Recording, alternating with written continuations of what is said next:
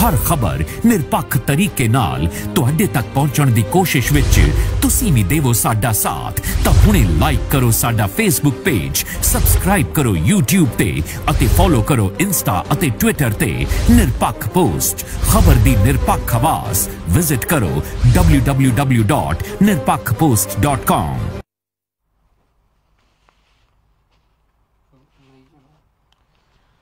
सत श्री अकाल दोस्तों, तुसीं वेख रहे हो निरपक्ष पोस्ट। मैं हमनदीप सिंह और मेरे नाल मेरे सहयोगी नीरज मौजूद ने। दोस्तों कहते हैं कि कश्ती डूबेगी तो डूबेंगे सारे। इस कश्ती दे विच हुण सवार होने वाले, जे कश्ती डुबदी है तां डुबणगे सारे, जे बचणगे तां बचणगे सारे। जे पार लंघांगे तां इकट्ठे लंघांगे, जे डुबांगे तां सारे इकट्ठे डुबांगे। यह कहना है वख-वख सिंगरां दा, अदाकारां दा, किसानां दा और किसानां दे नाल जुड़ी हुईयां उन्हां शख्सियतां दा। खास तौर दे उत्ते जे मैं गल करां इस मैदान दे विच जो रड़ा मैदान इस वक्त चल रहा है, किसान विरोधी अंदोलन, भावें ओह शंभू बैरीयर होवे, भावें ओह बठिंडा होवे, भावें मोगा होवे ते भावें ओह माझे दा इलाका होवे, वख-वख सियासी पार्टियां जिथे लगियां होईयां ने उत्थे किसान पूरी तरह इस वक्त अपने कम्माकारां नूं छड्ड के एक आवाज़ जिहड़ी पंजाब दे विच बुलंद कीती जा रही है वो यही है कि किसी ना किसी तरीके नाल सेंटर दे उत्ते दबाव पाया जावे और सेंटर नूं मजबूर किया जावे कि वह दोबारा ये सोचण ते मजबूर हो जाए और यह फैसला करन ते मजबूर हो जाए कि ना इन्हां आर्डीनैंसां नूं, इन्हां बिलां नूं दोबारा सदन दे विच भेजिया जावे। हालांकि सेंटर ने अपनी तरफ तो पास कर दिते ने ते हुण जिहड़ा दारमदार है वह सारा दा सारा राष्ट्रपति दे हत्थां दे विच है। पर हले भी कहंदे आ कि एक चीज़ हले भी किसानां दे हत्थ दे विच है, पंजाब दे हत्थ विच है। एक पैंतड़ा हले भी पंजाब कोल है कि जेकर वो ग्राम पंचायतां तो एक मता पास करवा दिंदी है बिलां दे विरोध दे विच। नीरज, तुहानूं की लगदा है कि जे यह पैंतड़ा किसानां दा किसान करन विच कामयाब हो जांदे ने तां कि असी कामयाब हो जांगे, पंजाब दे वासी कामयाब हो जांगे, जो राष्ट्रपति ने हुण हस्ताक्षर करने ने बिलां दे उत्ते कि वह दोबारा ये सोचण ते मजबूर हो जाण, आई करन ते मजबूर हो जाण कि दोबारा उन्हां नूं सदन दे विच भेजिया जावे। जी मनदीप, देखो रास्ते दो निकलते हैं। एक रास्ता तो निकलता है कि ग्राम सभा दे विच मता पवा दिता जावे, ठीक है। इस दे नाल भी किसी हद तक कंट्रोल किया जा सकता है इन्हां ऑर्डीनेंस जो बिल दे रूप धार चुके ने। इस तो इलावा एक मनदीप मैं न्यूज़पेपर दे विच पढ़ रहा जी, मीडिया रिपोर्ट दे विच कि जेकर पंजाब नूं सीएम कोल इन्नी पावर है कि जे इस नूं मंडी यार्ड घोषित कर दिता जावे, पंजाब नूं मंडी यार्ड दे विच घोषित कर दिता जावे तां जरूर किते ना किते इन्हां बिलां तो जो है खैरा छुड़ाया जा सकता है, चाहे कुछ भी होवे। मतलब कि रास्ते दो ने इस टाइम, एक दारमदार सीएम साहब को है, एक दारमदार अपने राष्ट्रपति रामनाथ कोविंद जी को है। लेकिन हुण इत्थे सोचना पएगा ना कि जेकर सीएम कोल यह पावर मौजूद है तां क्यों सीएम इन्ना सब कुछ कर रहे ने? क्योंकि इन्हां धरनियां दे विच जिथे किसानां दा सरमाया यूज हो रहा है, हुण तां असीं ये भी वेख रहे हैं कि बहुत सारे किसान बेचारे वो इस रोस नूं होर अगे वधाउण दे लई अपने ट्रैक्टरां नूं भी अग लगा रहे ने, मजबूरी बस किसी दा दिल नहीं करदा। क्योंकि दसना चाहूंगा कि इस नूं लैके श्रोमणी अकाली दल दे जो प्रधान ने सरदार सुखबीर सिंह बादल जी ने एडा वड्डा ऐलान किया कि जेकर पंजाब नूं मंडी यार्ड सीएम साहब नहीं घोषित कर सकते तां आउण वाले समय दे विच जेकर श्रोमणी अकाली दल दी सरकार बनदी है तां ओह जरूर इस नूं घोषित करनगे तां जो इन्हां बिलां तो, इन्हां कारपोरेट घराणिਆਂ तो अपने किसान, अपने अन्नदाता नूं बचाया जा सके जो इस समय पंजाब दी रीढ़ दी हड्डी ने। ਤੁਹਾਨੂੰ ਕੀ ਲੱਗਦਾ ਕਿ ਅਕਾਲੀ ਦਲ ਨੇ ਅੱਜ ਜਿੱਦਾਂ ਕਿਸਾਨਾਂ ਨੇ ਇਹ ਹੋਕਾ ਦਿੱਤਾ ਸੀ ਕਿ ਪੰਜਾਬ ਬੰਦ ਕੀਤਾ ਜਾਵੇ ਔਰ ਅਕਾਲੀ ਦਲ ਨੇ ਇਸ ਦੇ ਨਾਲ ਹੀ ਪੰਜਾਬ ਦੇ ਵਿੱਚ ਚੱਕਾ ਜਾਮ ਦਾ ਐਲਾਨ ਕੀਤਾ ਹੈ, ਉਹਨਾਂ ਨੇ ਇੱਕ ਵੱਖਰੀ ਤਰੀਕੇ ਦੇ ਨਾਲ ਇੱਕ ਅੰਦੋਲਨ ਛੇੜਿਆ ਹੋਇਆ ਚੱਕਾ ਜਾਮ। ਹਾਲਾਂਕਿ ਉਹ ਵੀ ਕਿਸਾਨਾਂ ਦੀ ਕਹਿ ਰਹੇ ਨੇ ਕਿ ਕਿਸਾਨਾਂ ਦੀ ਸਪੋਰਟ ਦੇ ਲਈ ਹੈ, ਪਰ ਤੁਸੀਂ ਕਿਵੇਂ ਵੇਖਦੇ ਆ ਕਿ ਇੱਕ ਅਲੱਗ ਇੱਕ ਸੋਚ ਲੈ ਕੇ, ਇੱਕ ਅਲੱਗ ਨਾਂ ਦੇ ਕੇ, ਇੱਕ ਅਲੱਗ ਨਾਰਾ ਦੇ ਕੇ ਉਹ ਨਿੱਤਰ ਰਹੇ ਨੇ? ਕੀ ਲੱਗਦਾ ਕਿ ਸਿਆਸੀ ਪੈਂਤੜੇਬਾਜ਼ੀ ਹੋ ਰਹੀ ਹੈ? ਜੀ ਬਿਲਕੁਲ, ਸਿਆਸੀ ਪੈਂਤੜੇਬਾਜ਼ੀ ਤਾਂ ਇਸ ਦੇ ਵਿੱਚ ਸ਼ੁਰੂ ਤੋਂ ਹੀ ਚੱਲ ਰਹੀ ਹੈ। ਦੇਖਿਆ ਜਾਵੇ ਤਾਂ ਹੁਣ ਸ਼੍ਰੋਮਣੀ ਅਕਾਲੀ ਦਲ ਨੇ ਜਿਸ ਤਰੀਕੇ ਨਾਲ ਮਤਲਬ ਕਿ ਆਪਣਾ ਐਲਾਨ ਕਰ ਦਿੱਤਾ ਇਸ ਦੇ ਲਈ ਕਿ ਹੁਣ ਉਹ ਬਿਲਕੁਲ ਹੀ ਮਤਲਬ ਕਿਸਾਨਾਂ ਦਾ ਸਮਰਥਨ ਕਰਨਗੇ। ਹਾਲਾਂਕਿ ਉਹਨਾਂ ਵੱਲੋਂ कल जो दमदमा साहिब के मत्था टेकिया गया आके अपने हरसिमरत कौर बादल जी ने जो श्रोमणी अकाली दल के नेता ने उन्होंने केंद्रीय दी वजीरी तो जो इस्तीफा दिता उसदे विच उन्होंने कहा कि किसानां दे हक्कां लई चाहे उन्होंने कुछ भी करना पवे वो करनगे। इस तो इलावा देखा जाए तो ਸ਼੍ਰੋਮਣੀ ਅਕਾਲੀ ਦਲ ਦੇ ਜੋ ਸੀਨੀਅਰ ਨੇਤਾ ਸੀ ਦਲਜੀਤ ਸਿੰਘ ਚੀਮਾ, ਉਹਨਾਂ ਨੇ ਵੀ ਕਿਹਾ ਸੀ ਕਿ ਹੁਣ ਸ਼੍ਰੋਮਣੀ ਅਕਾਲੀ ਦਲ ਹੁਣ ਕਿਸਾਨਾਂ ਦਾ ਭਰਪੂਰ ਸਮਰਥਨ ਕਰੇਗਾ ਤੇ 1 ਅਕਤੂਬਰ ਨੂੰ ਮੋਹਾਲੀ ਦੇ ਦੁਸ਼ਹਿਰਾ ਗਰਾਊਂਡ ਦੇ ਵਿੱਚ ਵੱਡਾ ਇਕੱਠ ਕਰਕੇ ਰਾਜਪਾਲ ਨੂੰ ਰਾਸ਼ਟਰਪਤੀ ਦੇ ਨਾਮ ਇੱਕ ਮੰਗ ਪੱਤਰ ਸੌਂਪਿਆ ਜਾਵੇਗਾ, ਜਿਸ ਦੇ ਵਿੱਚ ਵੀ ਇਹੀ ਅਪੀਲ ਕੀਤੀ ਜਾਵੇਗੀ ਕਿ ਉਹ ਆਪਣੀ ਇਹਨਾਂ ਆਰਡੀਨੈਂਸ ਦੇ ਉੱਪਰ ਮੋਹਰ ਨਾ ਲਗਾਉਣ। ਜੀ ਮਨਦੀਪ, ਸੋ 18 ਵਿਰੋਧੀ ਪਾਰਟੀਆਂ ਨੇ ਰਲ ਕੇ ਰਾਸ਼ਟਰਪਤੀ ਦੇ ਨਾਲ ਮੁਲਾਕਾਤ ਵੀ ਕੀਤੀ ਸੀ, ਜਿਸ ਦਾ ਹਲੇ ਸਿੱਟਾ ਜਿਹੜਾ ਨਿਕਲਣਾ ਹੈ ਉਹ ਬਾਕੀ ਹੈ। ਕੀ ਰਾਸ਼ਟਰਪਤੀ ਵਾਪਸ ਭੇਜਦੇ ਨੇ ਇਹਨਾਂ ਬਿੱਲਾਂ ਨੂੰ, ਇਹਨਾਂ ਆਰਡੀਨੈਂਸਾਂ ਨੂੰ, ਇਹ ਜ਼ਰੂਰ ਵੇਖਣਾ ਹੋਵੇਗਾ। ਪਰ ਫਿਲਹਾਲ ਇਹ ਸਥਿਤੀ ਬਣੀ ਹੋਈ ਹੈ ਪੰਜਾਬ ਦੀ ਕਿ ਪੰਜਾਬ ਦੇ ਵਿੱਚ ਪੂਰੇ ਦੇ ਵਿੱਚ ਇੱਕ ਗੂੰਜ ਉੱਠ ਰਹੀ ਹੈ। ਜਿਵੇਂ ਕਹਿੰਦੇ ਹੁੰਦੇ ਸੀ ਕਿ ਇੱਕ ਗਾਣਾ ਵੀ ਬੜਾ ਮਸ਼ਹੂਰ ਹੋਇਆ ਤੇ ਕਈ ਲੋਕੀ ਹੁਣ ਇਹ ਕਹਿ ਰਹੇ ਨੇ ਕਿ ਉਹ ਪੰਜਾਬ ਨੂੰ ਦੱਬਣ ਨੂੰ ਫਿਰਦੇ ਸੀ, ਪਰ ਪੰਜਾਬ ਦੱਬਦਾ ਕਿੱਥੇ ਹੈ। ਮਨਦੀਪ ਜੀ, ਮੈਂ ਇੱਥੇ ਆਪਣੇ ਸਹਿਯੋਗੀ ਕਸ਼ਿਸ਼ ਸਿੰਗਲਾ ਜੀ ਸਾਡੇ ਮੋਗਾ ਤੋਂ ਜੁੜ ਰਹੇ ਨੇ, ਉਹਨਾਂ ਤੋਂ ਉੱਥੇ ਦਾ ਹਾਲ ਲਵਾਂਗੇ ਕਿ ਆਖਿਰ ਕੀ ਕੁਝ ਰਿਹਾ ਉੱਥੇ ਦਾ ਹਾਲ ਮੋਗਾ ਦੇ ਵਿੱਚ। ਕਸ਼ਿਸ਼ ਜੀ, ਤੁਸੀਂ ਮੇਰੀ ਆਵਾਜ਼ ਨੂੰ ਸੁਣ ਪਾ ਰਹੇ ਹੋ? ਹਾਂਜੀ, ਨਮਸਕਾਰ ਸਰ ਨੀਰਜ ਜੀ, ਨਮਸਕਾਰ ਜੀ। ਨਮਸਕਾਰ ਕਸ਼ਿਸ਼ ਜੀ, ਸਾਡੇ ਦਰਸ਼ਕਾਂ ਨੂੰ ਦੱਸੋ ਮੋਗਾ ਦੇ ਵਿੱਚ ਕੀ ਕੁਝ ਖਾਸ ਰਿਹਾ ਅੱਜ ਕਿਸਾਨਾਂ ਦੇ ਧਰਨੇ ਨੂੰ ਲੈ ਕੇ? ਸਰ, ਮੋਗੇ ਦੇ ਵਿੱਚ ਅਕਾਲੀ ਦਲ ਔਰ ਕਾਂਗਰਸ ਵੱਲੋਂ ਦੋਵਾਂ ਵੱਲੋਂ ਮਿਲ ਜੁਲ ਕੇ ਮਤਲਬ ਧਰਨੇ ਲਗਾਏ ਗਏ ਆ ਜੀ। ਮੇਨ ਚੌਂਕ ਅੰਮ੍ਰਿਤਸਰ ਚੌਂਕ ਜਿਹੜਾ ਹੋ ਗਿਆ, ਬਰਨਾਲਾ ਚੌਂਕ ਹੋ ਗਿਆ ਤੇ ਲੁਧਿਆਣਾ ਚੌਂਕ ਜੀ, ਇਹਨਾਂ ਚੌਂਕਾਂ ਦੇ ਵਿੱਚ ਅਲੱਗ-ਅਲੱਗ ਜਗ੍ਹਾ ਤੇ ਧਰਨੇ ਲੱਗੇ ਸੀਗੇ ਤੇ ਮੋਗੇ ਦੇ ਵਿੱਚ 144 ਧਾਰਾ ਵੀ ਲਗਾਈ ਗਈ ਸੀਗੀ ਜੀ। ਤੇ ਮੋਗਾ ਦੇ ਵਿਧਾਇਕ ਆ ਜਿਹੜੇ ਆਪ ਟਰੈਕਟਰ ਦੇ ਉੱਪਰ ਜਾ ਕੇ ਜਿਹੜੇ ਮਤਲਬ ਡਬਰੂ ਜਿਹੜੇ ਫਾਟਕ ਆ ਉੱਥੇ ਜਾ ਕੇ ਮਤਲਬ ਉਹਨਾਂ ਨੇ ਧਰਨਾ ਲਗਾਇਆ ਵਾ ਸ਼ਾਂਤਮਈ ਮਾਹੌਲ ਨਾਲ ਜੀ। ਤੇ ਮੋਗੇ ਦੇ ਜਿਹੜੇ ਵਪਾਰੀ ਵਰਗ ਆ, ਕਰਿਆਨਾ ਵਰਗ ਹੋ ਗਿਆ, ਪੈਟਰੋਲ ਪੰਪ ਵਾਲੇ ਹੋ ਗਏ, ਸਭ ਨੇ ਕਿਸਾਨਾਂ ਦਾ ਸਾਥ ਦਿੱਤਾ ਉਹਨਾਂ ਨੇ ਸਰ ਜੀ। ਕਸ਼ੀ ਜੀ, ਮੈਂ ਤੁਹਾਡੇ ਤੋਂ ਪੁੱਛਣਾ ਚਾਹੂੰਗਾ ਹੁਣ ਮੋਗਾ ਦੇ ਵਿੱਚ ਕਿਸਾਨਾਂ ਦੀ ਅਗਲੀ ਰਣਨੀਤੀ ਕੀ ਹੈ? ਹਾਲਾਂਕਿ ਤੁਸੀਂ ਦੱਸਿਆ ਸੀ ਕਿ 31 ਦੇ ਕਰੀਬ ਕਿਸਾਨ ਜਥੇਬੰਦੀਆਂ ਇਕੱਠੇ ਹੋ ਕੇ ਰੇਲ ਨੂੰ ਰੋਕਣ ਦੇ ਲਈ ਜਾ ਰਹੀਆਂ ਨੇ, ਮਤਲਬ ਕਿ ਬਿਲਕੁਲ ਹੁਣ ਹੱਲ ਨਹੀਂ ਦਿੱਤਾ ਜਾਵੇਗਾ। ਸਰ, ਉਹਨਾਂ ਨੇ ਹੁਣ ਨਵਾਂ ਐਲਾਨ ਕੀਤਾ ਜੀ, ਜੇ ਉਹਨਾਂ ਦੀ ਮੰਗਾਂ ਨਹੀਂ ਮੰਨੀ ਜਾਂਦੀਆਂ 1 ਅਕਤੂਬਰ ਨੂੰ ਰੇਲ ਰੋਕੋ ਅੰਦੋਲਨ ਚਲਾਣਗੇ, ਉਹ ਅਣਮਿੱਥੇ ਸਮੇਂ ਤੱਕ ਚੱਲੂਗਾ ਜੀ। ਤੇ ਮਤਲਬ ਕਸ਼ੀ ਜੀ, ਮੈਂ ਤੁਹਾਨੂੰ ਇੱਥੇ ਪੁੱਛਣਾ ਚਾਹੂੰਗਾ ਕਿ ਕਿੰਨੇ ਜਥੇਬੰਦੀਆਂ ਸਨ ਪਹਿਲਾਂ ਤੇ ਹੁਣ ਕੀ ਸਾਰੀ ਜਥੇਬੰਦੀਆਂ ਇੱਕ ਹੋ ਚੁੱਕੀਆਂ ਨੇ ਕਿਸਾਨਾਂ ਦੀਆਂ? ਹਾਂਜੀ ਸਰ, ਜ਼ਿਆਦਾਤਰ ਸਾਰੇ ਜਥੇਬੰਦੀਆਂ ਇੱਕੋ ਬੈਨਰ ਥੱਲੇ ਕੰਮ ਕਰ ਰਹੀਆਂ। ਇਹਨਾਂ ਦੀ ਸਪੋਰਟ ਮੇਨ ਜਿਹੜੇ ਐਕਟਰ ਵਗੈਰਾ ਉਹ ਵੀ ਦੇ ਰਹੇ ਆ। ਕੱਲ ਵੀ ਆਮ ਆਦਮੀ ਪਾਰਟੀ ਦੇ ਬੈਨਰ ਥੱਲੇ ਜਿਹੜੇ ਐਕਟਰ ਆਏ ਸੀਗੇ ਜੀ, ਉਹਨਾਂ ਨੇ ਪਿੰਡਾਂ ਦੇ ਵਿੱਚ ਜਾ ਕੇ ਸਾਰਾ ਉਹਨਾਂ ਨੂੰ ਮਤਲਬ ਕਿਸਾਨਾਂ ਨੂੰ ਸਮਝਾਇਆ, ਸਾਰੇ ਜਿਹੜੇ ਆਮ ਲੋਕੀ ਹੈ ਜੀ। ਠੀਕ ਹੈ ਕਸ਼ਿਸ਼, ਤੁਸੀਂ ਗਰਾਊਂਡ ਰਿਐਲਿਟੀ ਵੇਖੀ ਆ ਉੱਥੇ ਦੀ ਮੋਗਾ ਦੀ, ਤਾਂ ਤੁਸੀਂ ਬਹੁਤ ਸਾਰੇ ਨੌਜਵਾਨਾਂ ਦੇ ਨਾਲ ਵੀ ਗੱਲ ਕੀਤੀ ਹੋਣੀ, ਬਜ਼ੁਰਗਾਂ ਦੇ ਨਾਲ ਗੱਲ ਕੀਤੀ ਹੋਣੀ, ਕਿਉਂਕਿ ਇਹ ਜਿਹੜੇ ਸੰਘਰਸ਼ ਹੁੰਦੇ ਨੇ ਇਹ ਕਦੇ ਇੱਕ ਦਿਨ 'ਚ ਖਤਮ ਨਹੀਂ ਹੋਏ ਹੁੰਦੇ, ਜਾਂ ਫਿਰ ਇੱਕ ਦਿਨ 'ਚ ਇਹਨਾਂ ਦਾ ਸਿੱਟਾ ਨਹੀਂ ਨਿਕਲਿਆ ਕਰਦਾ। ਤਾਂ ਜਿਹੜੇ ਸੰਘਰਸ਼ ਇਸ ਵੇਲੇ ਹੋ ਰਹੇ ਆ, ਉਹ ਕਿਸਾਨਾਂ ਦਾ ਕਿੰਨਾ ਕੁ ਤੁਹਾਨੂੰ ਲੱਗਦਾ ਕਿ ਕਿੰਨਾ ਕੁ ਹੌਸਲਾ ਹੈਗਾ? ਜੇ ਇਹ ਸੰਘਰਸ਼ ਅੱਗੇ ਵੱਧਦਾ ਹੈ ਤਾਂ ਉਹਨਾਂ ਦੇ ਵਿੱਚ ਕੀ ਇੰਨਾ ਹੌਸਲਾ ਹੈਗਾ ਕਿ ਉਹ ਅੱਗੇ ਵੀ ਇਸ ਤਰੀਕੇ ਨਾਲ ਸੰਘਰਸ਼ ਕਰਨਗੇ? ਸਰ, ਉਹ ਪੂਰੇ ਹੌਸਲੇ ਪੂਰੇ ਤਿਆਰ ਹੈ ਉਹਨਾਂ ਦੇ, ਪੂਰੇ ਮਤਲਬ ਸੋਚ ਸਮਝ ਕੇ ਸਟੈਪ ਚੱਕਿਆ ਜੀ ਉਹਨਾਂ ਨੇ। ਉਹ ਕਹਿੰਦੇ ਕਿ ਅਸੀਂ ਜਦ ਤੱਕ ਸਾਡੀ ਮੰਗਾਂ ਨਹੀਂ ਮੰਨੀ ਜਾਂਦੀਆਂ ਮਤਲਬ ਸਾਡਾ ਸੰਘਰਸ਼ ਇਸ ਤਰ੍ਹਾਂ ਹੀ ਜਾਰੀ ਰਹੂਗਾ। ਠੀਕ ਹੈ, ਠੀਕ ਹੈ, ਬਹੁਤ ਬਹੁਤ ਧੰਨਵਾਦ ਕਸ਼ਿਸ਼ ਤੁਹਾਡਾ। Thank you sir, thank you ਜੀ। ਸੋ ਮੋਗਾ ਤੋਂ ਸਾਡੇ ਸੰਵਾਦਦਾਤਾ ਕਸ਼ਿਸ਼ ਸਿੰਗਲਾ ਸਾਡੇ ਨਾਲ ਜੁੜੇ ਹੋਏ ਸਨ ਔਰ ਇਨਫੋਰਮੇਸ਼ਨ ਦੇ ਰਹੇ ਸਨ ਕਿ ਕਿਸ ਤਰੀਕੇ ਦੇ ਨਾਲ ਮੋਗਾ ਦੇ ਵਿੱਚ ਨੌਜਵਾਨ ਔਰ ਬਜ਼ੁਰਗ ਜੁੜੇ ਹੋਏ ਨੇ ਔਰ ਇੰਨੇ ਹੌਸਲੇ ਦੇ ਨਾਲ ਨੇ ਕਿ ਜੇ ਸਾਨੂੰ ਅੱਗੇ ਸੰਘਰਸ਼ ਵਿੱਢਣਾ ਵੀ ਪਿਆ, ਲੰਮਾ ਸੰਘਰਸ਼ ਦੇ ਵਾਸਤੇ ਉਹਨਾਂ ਦਾ ਹੌਸਲਾ ਉਹ ਕਹਿੰਦੇ ਆ ਕਿ ਤਿਆਰ ਨੇ।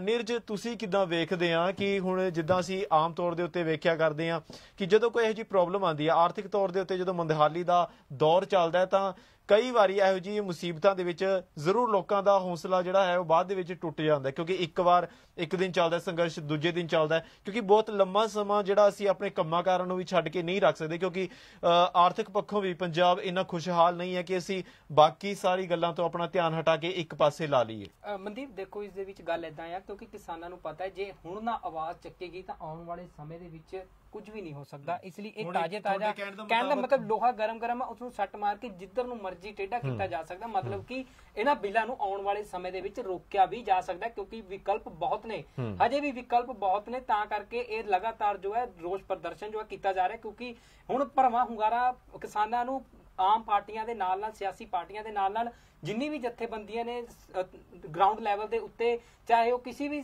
ਸੰਬੰਧਿਤ ਹੋਵੇ, ਚਾਹੇ ਸਮਾਜ ਸੇਵੀ ਹੈ, ਚਾਹੇ ਰਾਜਨੀਤਿਕ ਹੈ, ਚਾਹੇ ਕਿਸੇ ਵੀ ਤਰੀਕੇ ਦੀ ਹੈ, ਉਹ ਹਰ ਪਾਰਟੀਆਂ, ਉਹ ਹਰ ਜਥੇਬੰਦੀਆਂ, ਉਹ ਜੋ ਵੀ ਨੇ ਸੰਗਠਨ, ਉਹ ਹੁਣ ਆ ਕੇ ਕਿਸਾਨਾਂ ਦੇ ਸਮਰਥਨ ਵਿੱਚ ਨੇ। ਸਭ ਤੋਂ ਵੱਡੀ ਗੱਲ ਕਿਸਾਨਾਂ ਦੇ ਜੋ ਸਮਰਥਨ ਹੈ, ਜੋ ਉਹਨਾਂ ਦੇ ਵੱਲੋਂ ਧਰਨਾ ਪ੍ਰਦਰਸ਼ਨ ਕੀਤਾ ਜਾ ਰਿਹਾ, ਉਹਨਾਂ ਨੂੰ ਭਰਵਾਂ ਹੁੰਗਾਰਾ ਜੋ ਹੈ ਪੰਜਾਬ ਦੀ ਜੋ ਬਾਲੀਵੁੱਡ ਦੀ ਇੰਡਸਟਰੀ ਹੈ ਜਾਂ ਪੰਜਾਬੀ ਗਾਇਕ ਹੈ ਉਹਨਾਂ ਵੱਲੋਂ ਮਿਲ ਰਿਹਾ ਕਿਉਂਕਿ ਉਹ ਖੁਦ ਜਾ ਕੇ ਹੁਣ ਇਹਨਾਂ ਦੇ ਵਿੱਚ ਪਹੁੰਚ ਚੁੱਕੇ ਨੇ ਤੇ ਲਗਾਤਾਰ ਲੋਕਾਂ ਦਾ ਜੋ ਮੋਰਾਲ ਹੈ ਉਸਨੂੰ ਅਪ ਕੀਤਾ ਜਾ ਰਿਹਾ ਹੈ ਤੇ ਲਗਾਤਾਰ ਕਿਸਾਨਾਂ ਨੂੰ ਵੀ ਜਾਗਰੂਕ ਕੀਤਾ ਜਾ ਰਿਹਾ ਇਹਨਾਂ ਬਿੱਲਾਂ ਦੇ ਬਾਰੇ। ਜੀ ਮਨਦੀਪ, ਸੋ ਜੇ ਅਸੀਂ ਗੱਲ ਕਰੀਏ ਹੁਣ ਅਕਾਲੀ ਦਲ ਦੀ, ਤਾਂ ਅਕਾਲੀ ਦਲ ਦੇ ਨੇਤਾ ਇਹ ਕਹਿ ਰਹੇ ਨੇ ਕਿ ਕਾਂਗਰਸ ਦੇ ਸੀਐਮ ਕੈਪਟਨ ਅਮਰਿੰਦਰ ਸਿੰਘ ਨੇ ਕਿਸਾਨਾਂ ਦੀ ਪਿੱਠ ਦੇ ਵਿੱਚ ਛੁਰਾ ਘੋਂਪਿਆ। ਇਹ ਖਾਸ ਤੌਰ ਦੇ ਉੱਤੇ ਬਿਆਨ ਆਇਆ ਹਰਸਿਮਰਤ ਕੌਰ ਬਾਦਲ ਦਾ ਕਿ ਮੁੱਖ ਮੰਤਰੀ ਨੇ ਕਿਸਾਨਾਂ ਦੀ ਪਿੱਠ ਦੇ ਵਿੱਚ ਛੁਰਾ ਮਾਰਿਆ ਜੀ। ਤੇ ਕਿਉਂਕਿ ਹਰਸਿਮਰਤ ਕੌਰ ਬਾਦਲ ਖੁਦ ਵਕਾਲਤ ਕਰਦੇ ਰਹੇ ਆ ਪਹਿਲਾਂ ਇਹਨਾਂ ਬਿੱਲਾਂ ਦੀ। ਮੈਂ ਤੁਹਾਨੂੰ ਇੱਥੇ ਰੋਕਣਾ ਚਾਹੂੰਗਾ, ਸਾਡੇ ਇੱਕ ਹੋਰ ਸਹਿਯੋਗੀ ਜੋ ਨੇ ਨਿਰਪੱਖ ਪੋਸਟ ਤੋਂ ਰਵੀ ਖਹਿਰਾ ਜੀ ਤਰਨਤਾਰਨ ਤੋਂ ਜੁੜ ਚੁੱਕੇ ਨੇ। ਰਵੀ ਜੀ, ਤੁਸੀਂ ਸਾਡੀ ਆਵਾਜ਼ ਸੁਣ ਸਕਦੇ ਹੋ? ਹਾਂਜੀ ਹਾਂਜੀ ਜੀ ਸਰ। ਰਵੀ, ਕੀ ਕੁਝ ਰਿਹਾ ਤਰਨਤਾਰਨ ਦੇ ਵਿੱਚ ਅੱਜ ਕਿਸਾਨਾਂ ਦੇ ਧਰਨੇ ਨੂੰ ਲੈ ਕੇ? ਮੇਰੇ ਖਿਆਲ ਨਾਲ ਰਿਹਾ ਨਹੀਂ, ਸਾਨੂੰ ਕਹਿਣਾ ਚਾਹੀਦਾ ਇਸ ਵਕਤ ਚੱਲ ਰਿਹਾ ਕਿਸਾਨਾਂ ਦਾ ਜਿਹੜਾ ਸੰਘਰਸ਼ ਹੈ। ਰਵੀ, ਤੁਸੀਂ ਜਿੱਦਾਂ ਮੇਰੇ ਸਹਿਯੋਗੀ ਨੀਰਜ ਦੱਸ ਰਹੇ ਸਨ ਤੇ ਅਸੀਂ ਸਮਝਦੇ ਹਾਂ, ਮੇਰੇ ਖਿਆਲ ਨਾਲ ਹਲੇ ਵੀ ਧਰਨਾ ਜਿਹੜਾ ਉਹਨਾਂ ਦਾ ਬਖੂਬੀ ਚੱਲ ਰਿਹਾ ਹੋਣਾ ਉੱਥੇ। ਸੋ ਇਸ ਵਕਤ ਕੀ ਮਾਹੌਲ ਹੈ ਉੱਥੇ? ਬਿਲਕੁਲ ਜੀ ਸਰ, ਸਭ ਤੋਂ ਪਹਿਲਾਂ ਮੈਂ ਦੱਸਣਾ ਚਾਹੁੰਦਾ ਕਿ ਜਿਹੜਾ ਸਵੇਰ ਤੋਂ ਜਿਹੜੇ ਆ ਦੁਕਾਨਦਾਰਾਂ ਨੇ ਪੂਰਾ ਬਾਜ਼ਾਰ ਬੰਦ ਕਰਕੇ ਜਿਹੜਾ ਧਰਨੇ ਆ ਕਿਸਾਨਾਂ ਦੇ ਹੱਕ ਦੇ ਵਿੱਚ ਉਹ ਉਤਰੇ ਆ ਜੀ। ਦੁਕਾਨਾਂ ਬੰਦ ਗਈਆਂ, ਬਾਜ਼ਾਰ ਬੰਦ ਰਹੇ, ਠੀਕ ਹੈ। ਉਸ ਤੋਂ ਬਾਅਦ ਜੋ ਦੇਖਿਆ ਜਾਵੇਗਾ ਜਿਹੜੇ ਮਤਲਬ ਕਿਸਾਨ ਜਥੇਬੰਦੀਆਂ ਦੇ ਧਰਨੇ ਸੀ ਉਹ ਜ਼ਿਆਦਾਤਰ ਉਹਨਾਂ ਨੇ ਰੇਲ ਟਰੈਕ ਤੇ ਲਗਾਏ ਹੋਏ ਸੀ। ਅੰਮ੍ਰਿਤਸਰ ਹੋ ਗਿਆ, ਹਰੀਕੇ ਮੁੱਖ ਮਾਰਗ ਉਹਨਾਂ ਨੇ ਜਾਮ ਕੀਤਾ ਹੋਇਆ ਸੀ। ਠੀਕ ਹੈ। ਤੇ ਆਮ ਕਰਕੇ ਜਿਹੜਾ ਦੇਖਿਆ ਗਿਆ ਕਿ ਜਿਹੜਾ ਸ਼ਹਿਰਾਂ ਦੇ ਵਿੱਚ ਜੋ ਧਰਨੇ ਲੱਗੇ ਸੀ, ਜਿਵੇਂ ਕੋਈ ਮੁੱਖ ਮਾਰਗ ਆ ਉੱਤੇ ਤੇ ਅਕਾਲੀ ਤੇ ਕਾਂਗਰਸੀ ਜੋ ਹੈਗੇ ਆ ਉਹ ਆਪੋ ਆਪਣੇ ਧਰਨੇ ਲਗਾ ਕੇ ਉਹ ਬੈਠੇ ਹੋਏ ਸੀ। ਠੀਕ ਹੈ, ਠੀਕ। ਤੇ ਤੁਸੀਂ ਕਿੱਦਾਂ ਵੇਖਦੇ ਆ ਹੁਣ ਜਿਹੜੇ ਅਕਾਲੀ ਦਲ ਹੈਗੀ ਆ, ਅਕਾਲੀ ਦਲ ਨੇ ਐਲਾਨ ਕੀਤਾ ਸੀ ਚੱਕਾ ਜਾਮ ਕਰਾਂਗੇ ਤੇ ਕਿਸਾਨਾਂ ਨੇ ਪੰਜਾਬ ਬੰਦ ਦਾ ਮਤਲਬ ਕਿ ਨਾਰਾ ਦਿੱਤਾ ਸੀ। ਸੋ ਇੱਕ ਵੱਖਰੀ ਸੋਚ ਲੈ ਕੇ ਹਲੇ ਵੀ ਚੱਲ ਰਹੇ ਨੇ, ਤੁਸੀਂ ਕਿੱਦਾਂ ਵੇਖਦੇ ਆ? ਸਰ ਇੱਥੇ ਦੇਖਿਆ ਜਾਵੇਗਾ ਜਦੋਂ ਜਿਹੜਾ ਅਕਾਲੀ ਦਲ ਦੀ ਕਾਲ ਸੀ ਚੱਕਾ ਜਾਮ, ਉਹਨਾਂ ਨੇ ਸਿਰਫ ਆਪਣਾ ਪ੍ਰੋਟੈਸਟ ਕੀਤਾ ਜੀ 10:30 ਵਜੇ ਤੋਂ 1 ਵਜੇ ਤੱਕ। ਉਸ ਤੋਂ ਬਾਅਦ ਵਿੱਚ ਉਹ ਸੜਕਾਂ ਤੋਂ ਉੱਠ ਗਏ। ਪਰ ਜਿਹੜੇ ਕਿਸਾਨ ਸੀ ਜਿਨ੍ਹਾਂ ਨੇ ਪ੍ਰੋਪਰ ਜਿਹੜਾ ਨੇ ਬੰਦ ਦਾ ਐਲਾਨ ਕੀਤਾ ਉਹ ਅਜੇ ਵੀ ਉੱਥੇ ਡਟੇ ਹੋਏ ਆ ਜੀ। ਠੀਕ ਹੈ, ਠੀਕ ਹੈ। ਮਤਲਬ ਕਿ ਜੰਗ ਦੇ ਮੈਦਾਨ ਦੇ ਵਿੱਚ, ਰੜੇ ਮੈਦਾਨ ਦੇ ਵਿੱਚ ਹਲੇ ਵੀ ਡਟੇ ਹੋਏ ਨੇ। ਲੇਕਿਨ ਤੁਹਾਡੇ ਕਹਿਣ ਦੇ ਮੁਤਾਬਕ ਜਿਹਦਾ ਅਕਾਲੀ ਦਲ ਦੇ ਨੇਤਾ ਸਨ ਉਹ ਸਿਰਫ ਇੱਕ ਤਰੀਕੇ ਨਾਲ ਮੂੰਹ ਦਿਖਾਈ ਦੇ ਵਾਸਤੇ, ਖਾਨਾ ਪੂਰਤੀ, ਡੰਗ ਟਪਾਊ ਦੇ ਵਾਸਤੇ ਆਏ ਸਨ। ਜੀ ਸਰ, ਅਕਾਲੀ ਕਾਂਗਰਸੀ ਜਿਹੜੇ ਵੀ ਮਤਲਬ ਜਿਹੜੀਆਂ ਉਹਨਾਂ ਨੇ ਕੀਤਾ ਪ੍ਰੋਟੈਸਟ, ਉਹ ਸਿਰਫ ਆਪਾਂ ਇਹਨੂੰ ਕਹਿ ਸਕਦੇ ਹਾਂ ਕਿ ਉਹ ਤਕਰੀਬਨ ਸਿਰਫ ਕਿਸਾਨਾਂ ਦਾ ਜਾਂ ਵੋਟਾਂ ਦਾ ਮਤਲਬ ਆਪਾਂ ਨੂੰ ਹੱਥ ਕਰ ਲਈ ਉਹ ਪ੍ਰੋਟੈਸਟ ਕੀਤਾ। ਠੀਕ ਹੈ, ਬਿਲਕੁਲ ਬਿਲਕੁਲ ਬਿਲਕੁਲ। ਤੇ ਰਵੀ, ਜੇ ਮੈਂ ਹੁਣ ਗੱਲ ਕਰਾਂ ਹੋਰ ਇਲਾਕਿਆਂ ਦੀ, ਨਾਲ ਲੱਗਦੇ ਇਲਾਕਿਆਂ ਦੀ, ਅੰਮ੍ਰਿਤਸਰ ਵਗੈਰਾ ਦੀ, ਉੱਥੇ ਦੀਆਂ ਕੀ ਰਿਪੋਰਟਾਂ ਆ ਰਹੀਆਂ ਨੇ? ਸਰ ਰਿਪੋਰਟਾਂ ਉੱਥੇ ਅੰਮ੍ਰਿਤਸਰ ਦੇ ਵਿੱਚ ਵੀ ਜੋ ਕਿ ਰੇਲਵੇ ਟਰੈਕ ਆ ਉਹ ਉਹਨਾਂ ਵੱਲੋਂ ਮਤਲਬ ਕਿਸਾਨ ਜਥੇਬੰਦੀਆਂ, ਵੱਖ-ਵੱਖ ਕਿਸਾਨ ਜਥੇਬੰਦੀਆਂ ਜੋ ਕਿ ਕਾਫੀ ਗਿਣਤੀ ਦੇ ਵਿੱਚ ਕਿਸਾਨ ਜਥੇਬੰਦੀਆਂ ਨੇ, ਉਹਨਾਂ ਰੇਲਾਂ ਰੋਕ ਕੇ ਪ੍ਰੋਟੈਸਟ ਕੀਤਾ ਹੋਇਆ। ਤੇ ਥੋੜੀਆਂ ਖਬਰਾਂ ਵੀ ਇੱਥੋਂ ਤੱਕ ਵੀ ਸਾਨੂੰ ਵੀ ਪਤਾ ਲੱਗਾ ਕਿਤੇ ਨਾ ਕਿਤੇ ਕਿਸਾਨ ਜਥੇਬੰਦੀਆਂ ਤੇ ਅਕਾਲੀ ਦਲ ਦੇ ਵਿੱਚ ਥੋੜਾ ਮਤਲਬ ਟਕਰਾਅ ਵੀ ਹੋਇਆ। ਠੀਕ ਹੈ। ਰਵੀ, ਤੁਸੀਂ ਗੱਲ ਵੀ ਕੀਤੀ ਹੋਣੀ ਬਹੁਤ ਸਾਰੇ ਕਿਸਾਨਾਂ ਦੇ ਨਾਲ, ਤੁਹਾਨੂੰ ਕੀ ਲੱਗਦਾ ਹੈ ਕਿ ਕਿਉਂਕਿ ਕੇਂਦਰ ਸਰਕਾਰ ਇਹ ਕਹਿ ਰਹੀ ਹੈ ਕਿ ਕਿਸਾਨਾਂ ਨੂੰ ਵਰਗਲਾਇਆ ਜਾ ਰਿਹਾ ਹੈ, ਕਿਸਾਨਾਂ ਨੂੰ ਸਮਝ ਨਹੀਂ ਹੈ, ਕਿਸਾਨ ਨੇਤਾਵਾਂ ਤੋਂ ਵਰਗਲਾਏ ਜਾ ਰਹੇ ਨੇ, ਜਿੱਦਾਂ ਕਾਂਗਰਸ ਦੇ ਉੱਤੇ ਇਲਜ਼ਾਮ ਲਗਾ ਰਹੇ ਨੇ, ਆਪ ਦੇ ਉੱਤੇ ਇਲਜ਼ਾਮ ਲਗਾ ਰਹੇ ਨੇ ਜੀ। ਸੋ ਤੁਸੀਂ ਕੀ ਸੋਚਦੇ ਆ ਕਿ ਕਿਸਾਨ ਵਾਕਈ ਵਰਗਲਾਏ ਹੋਏ ਨੇ ਜਾਂ ਕਿਸਾਨ ਨੂੰ ਇਹ ਸਮਝ ਹੈ ਕਿ ਇਹ ਬਿੱਲ ਸਹੀ ਨਹੀਂ ਹੈ ਉਹਨਾਂ ਦੇ ਵਾਸਤੇ? ਕਿਸਾਨਾਂ ਨਾਲ ਗੱਲ ਕੀਤੀ, ਜਿਵੇਂ ਕਿ ਮਤਲਬ ਕਿਸਾਨ ਯੂਨੀਅਨ ਦੇ ਆਗੂਆਂ ਨਾਲ ਸਾਡੀ ਗੱਲਬਾਤ ਹੋਈ ਹੈ, ਉਹਨਾਂ ਨੇ ਇਹੀ ਕਿਹਾ ਹੈਗਾ ਕਿ ਜਿਹੜੀ ਉਹਨਾਂ ਨੇ ਕਾਂਗਰਸ ਤੇ ਅਕਾਲੀਆਂ ਦੇ ਤੰਜ ਇਹੀ ਕੱਸਿਆ ਕਿ ਜਿਹੜੀਆਂ ਇਹ ਵਿਰੋਧੀ ਜਿਹੜੀਆਂ ਪੋਲੀਟੀਕਲ ਪਾਰਟੀਆਂ ਨੇ, ਇਹ ਪਾਰਟੀਆਂ ਸਿਰਫ ਆਪਣੀਆਂ ਵੋਟਾਂ ਹਾਸਲ ਮਤਲਬ ਕਰਨ ਦੇ ਲਈ ਜੋ ਇਹ ਡਰਾਮੇਬਾਜ਼ੀ ਕਰ ਰਹੀਆਂ ਨੇ। ਠੀਕ ਹੈ ਜੀ। ਤੇ ਰਵੀ ਖਹਿਰਾ ਜੀ, ਮੈਂ ਤੁਹਾਨੂੰ ਪੁੱਛਣਾ ਚਾਹੂੰਗਾ ਕਿ ਇਹਨਾਂ ਧਰਨਿਆਂ ਦੇ ਵਿੱਚ ਜੋ ਸ਼੍ਰੋਮਣੀ ਅਕਾਲੀ ਦਲ, ਕਾਂਗਰਸ ਔਰ ਆਪ ਪਾਰਟੀ ਵੱਲੋਂ ਜੋ ਕਿਸਾਨਾਂ ਦਾ ਸਮਰਥਨ ਕੀਤਾ ਜਾ ਰਿਹਾ ਹੈ, ਉਸ ਨੂੰ ਲੈ ਕੇ ਕੋਈ ਇਹਨਾਂ ਦੇ ਸਿਆਸੀ ਲੀਡਰ, ਬੜੇ ਲੀਡਰ ਪਹੁੰਚੇ ਸੀ ਇਹਨਾਂ ਧਰਨਿਆਂ ਦੇ ਵਿੱਚ ਜਾਂ ਫਿਰ ਕੇਵਲ ਛੋਟੇ ਲੈਵਲ ਦੇ ਜੋ ਵਰਕਰ ਨੇ ਉਹੀ ਪਹੁੰਚੇ ਸਨ? ਨਹੀਂ ਸਰ, ਜੇ ਕੁੱਲ ਮਿਲਾ ਕੇ ਵੇਖਿਆ ਜਾਵੇ ਜ਼ਿਲ੍ਹਾ ਤਰਨਤਾਰਨ ਦੇ ਵਿੱਚ ਜੋ ਇਹਨਾਂ ਦੇ ਮਤਲਬ ਸਾਬਕਾ MLAs ਸਾਰੇ ਮਤਲਬ ਜਿਹੜੇ ਉਹ ਧਰਨੇ ਦੇ ਵਿੱਚ ਸਾਰਿਆਂ ਨੇ ਸ਼ਿਰਕਤ ਕੀਤੀ। ਮਤਲਬ ਜਿਹੜੇ ਉੱਚ ਕੋਟੀ ਦੇ ਲੀਡਰ ਹੈਗੇ ਉਹ ਮਤਲਬ ਇਹਨਾਂ ਧਰਨਾ ਵਿੱਚ ਵੇਖੇ ਨਜ਼ਰ ਆਏ ਜੀ। ਤੇ ਇਸ ਤੋਂ ਇਲਾਵਾ ਹੁਣ ਕਿਸਾਨਾਂ ਦੀ ਹੋਰ ਵਿਉਂਤਬੰਦੀ ਕੀ ਹੈ? ਤਰਨਤਾਰਨ ਦੇ ਵਿੱਚ ਕਿੰਨੇ ਕੁ ਕਰੀਬ ਜਥੇਬੰਦੀਆਂ ਇਕੱਠੀਆਂ ਹੋਈਆਂ ਨੇ? ਕਿਸਾਨ ਮਜ਼ਦੂਰ ਸੰਘਰਸ਼ ਕਮੇਟੀ ਦੇ ਨਾਲ ਮਤਲਬ ਤਕਰੀਬਨ ਜ਼ਿਆਦਾ ਨਹੀਂ ਤੇ 30 ਤੋਂ 40 ਜਥੇਬੰਦੀਆਂ ਜਿਹੜੀਆਂ ਅਲੱਗ-ਅਲੱਗ ਜਥੇਬੰਦੀਆਂ ਨੇ ਕਿਸਾਨਾਂ ਦੀਆਂ, ਵੱਖ-ਵੱਖ ਯੂਨੀਅਨਾਂ, ਪਲੱਸ ਜੋ ਡਾਕਟਰਾਂ ਨੇ ਵੀ ਜੋ ਸਮਰਥਨ ਕੀਤਾ ਕਿਸਾਨਾਂ ਨੂੰ। ਮਤਲਬ ਠੀਕ ਹੈ, ਮਤਲਬ ਬਹੁਤ ਜ਼ਿਆਦਾ ਤਾਦਾਦ ਦੇ ਵਿੱਚ ਜਿਹੜੀਆਂ ਹੈਗੀਆਂ ਯੂਨੀਅਨਾਂ, ਜਥੇਬੰਦੀਆਂ ਉਹ ਮਤਲਬ ਜਿਹੜੀਆਂ ਇਹਨੂੰ ਸਮਰਥਨ ਕਰ ਰਹੀਆਂ। ਠੀਕ ਹੈ। ਰਵੀ ਨੇ ਬਹੁਤ ਵਧੀਆ ਜਾਣਕਾਰੀ ਦਿੱਤੀ ਔਰ ਸਪੈਸ਼ਲੀ ਗੱਲ ਵੀ ਕੀਤੀ ਹੈ ਕਿ ਡਾਕਟਰਸ ਵੀ ਸਮਰਥਨ ਦੇ ਵਿੱਚ ਆ ਗਏ। ਅਸੀਂ ਪਹਿਲਾਂ ਵੇਖਿਆ ਸੀ ਕਿ ਐਡਵੋਕੇਟਾਂ ਨੇ ਐਲਾਨ ਕੀਤਾ ਸੀ ਔਰ ਵਕੀਲਾਂ ਨੇ ਇੱਕ ਐਲਾਨ ਕੀਤਾ ਸੀ ਔਰ ਹੁਣ ਰਵੀ ਦੱਸ ਰਹੇ ਨੇ ਕਿ ਡਾਕਟਰਸ ਵੀ ਇਹਨਾਂ ਦੇ ਸਮਰਥਨ ਦੇ ਵਿੱਚ ਆ ਗਏ ਨੇ। ਰਵੀ, ਮੈਂ ਇੱਕ ਗੱਲ ਕਰਨੀ ਚਾਹਾਂਗਾ ਇੱਥੇ ਬੀਜੇਪੀ ਦੀ ਸਪੈਸ਼ਲੀ ਪੰਜਾਬ ਦੇ ਵਿੱਚ ਤੁਸੀਂ ਕਿੱਦਾਂ ਵੇਖਦੇ ਆ ਕਿ ਤਰਨਤਾਰਨ ਇਲਾਕੇ ਦੇ ਵਿੱਚ ਬੀਜੇਪੀ ਦਾ ਹੁਣ ਕੀ ਰਵੱਈਆ ਹੈਗਾ? ਕੋਈ ਬੀਜੇਪੀ ਦਾ ਲੀਡਰ ਵੀ ਸਾਹਮਣੇ ਆਇਆ ਕਿਸਾਨਾਂ ਨੂੰ ਸਮਝਾਉਣ ਦੇ ਵਾਸਤੇ ਕਿ ਨਹੀਂ ਇਹ ਬਿੱਲ ਤੁਹਾਡੇ ਲਈ ਸਹੀ ਨੇ? ਸਰ ਜੇ ਤਰਨਤਾਰਨ ਦੇ ਵਿੱਚ ਗੱਲ ਕਰੀਏ, ਤਰਨਤਾਰਨ ਦੇ ਵਿੱਚ ਕੋਈ ਵੀ ਬੀਜੇਪੀ ਦਾ ਲੀਡਰ ਸਾਹਮਣੇ ਨਹੀਂ ਆਇਆ, ਕੋਈ ਮੂਹਰੇ ਹੀ ਨਹੀਂ ਆ ਰਿਹਾ। ਨਹੀਂ ਸਰ, ਮੂਹਰੇ ਨਹੀਂ ਆ ਰਿਹਾ ਕਿਉਂਕਿ ਕਿਸਾਨਾਂ ਦਾ ਜਿਹੜਾ ਪ੍ਰੋਟੈਸਟ ਹੈ, ਜਿਹਦਾ ਵਿਰੋਧ ਹੈ, ਉਹ ਸਿਰਫ ਜ਼ਿਆਦਾਤਰ ਦੇਖਿਆ ਜਾਵੇਗਾ ਬੀਜੇਪੀ ਮੋਦੀ ਵਿਰੋਧ।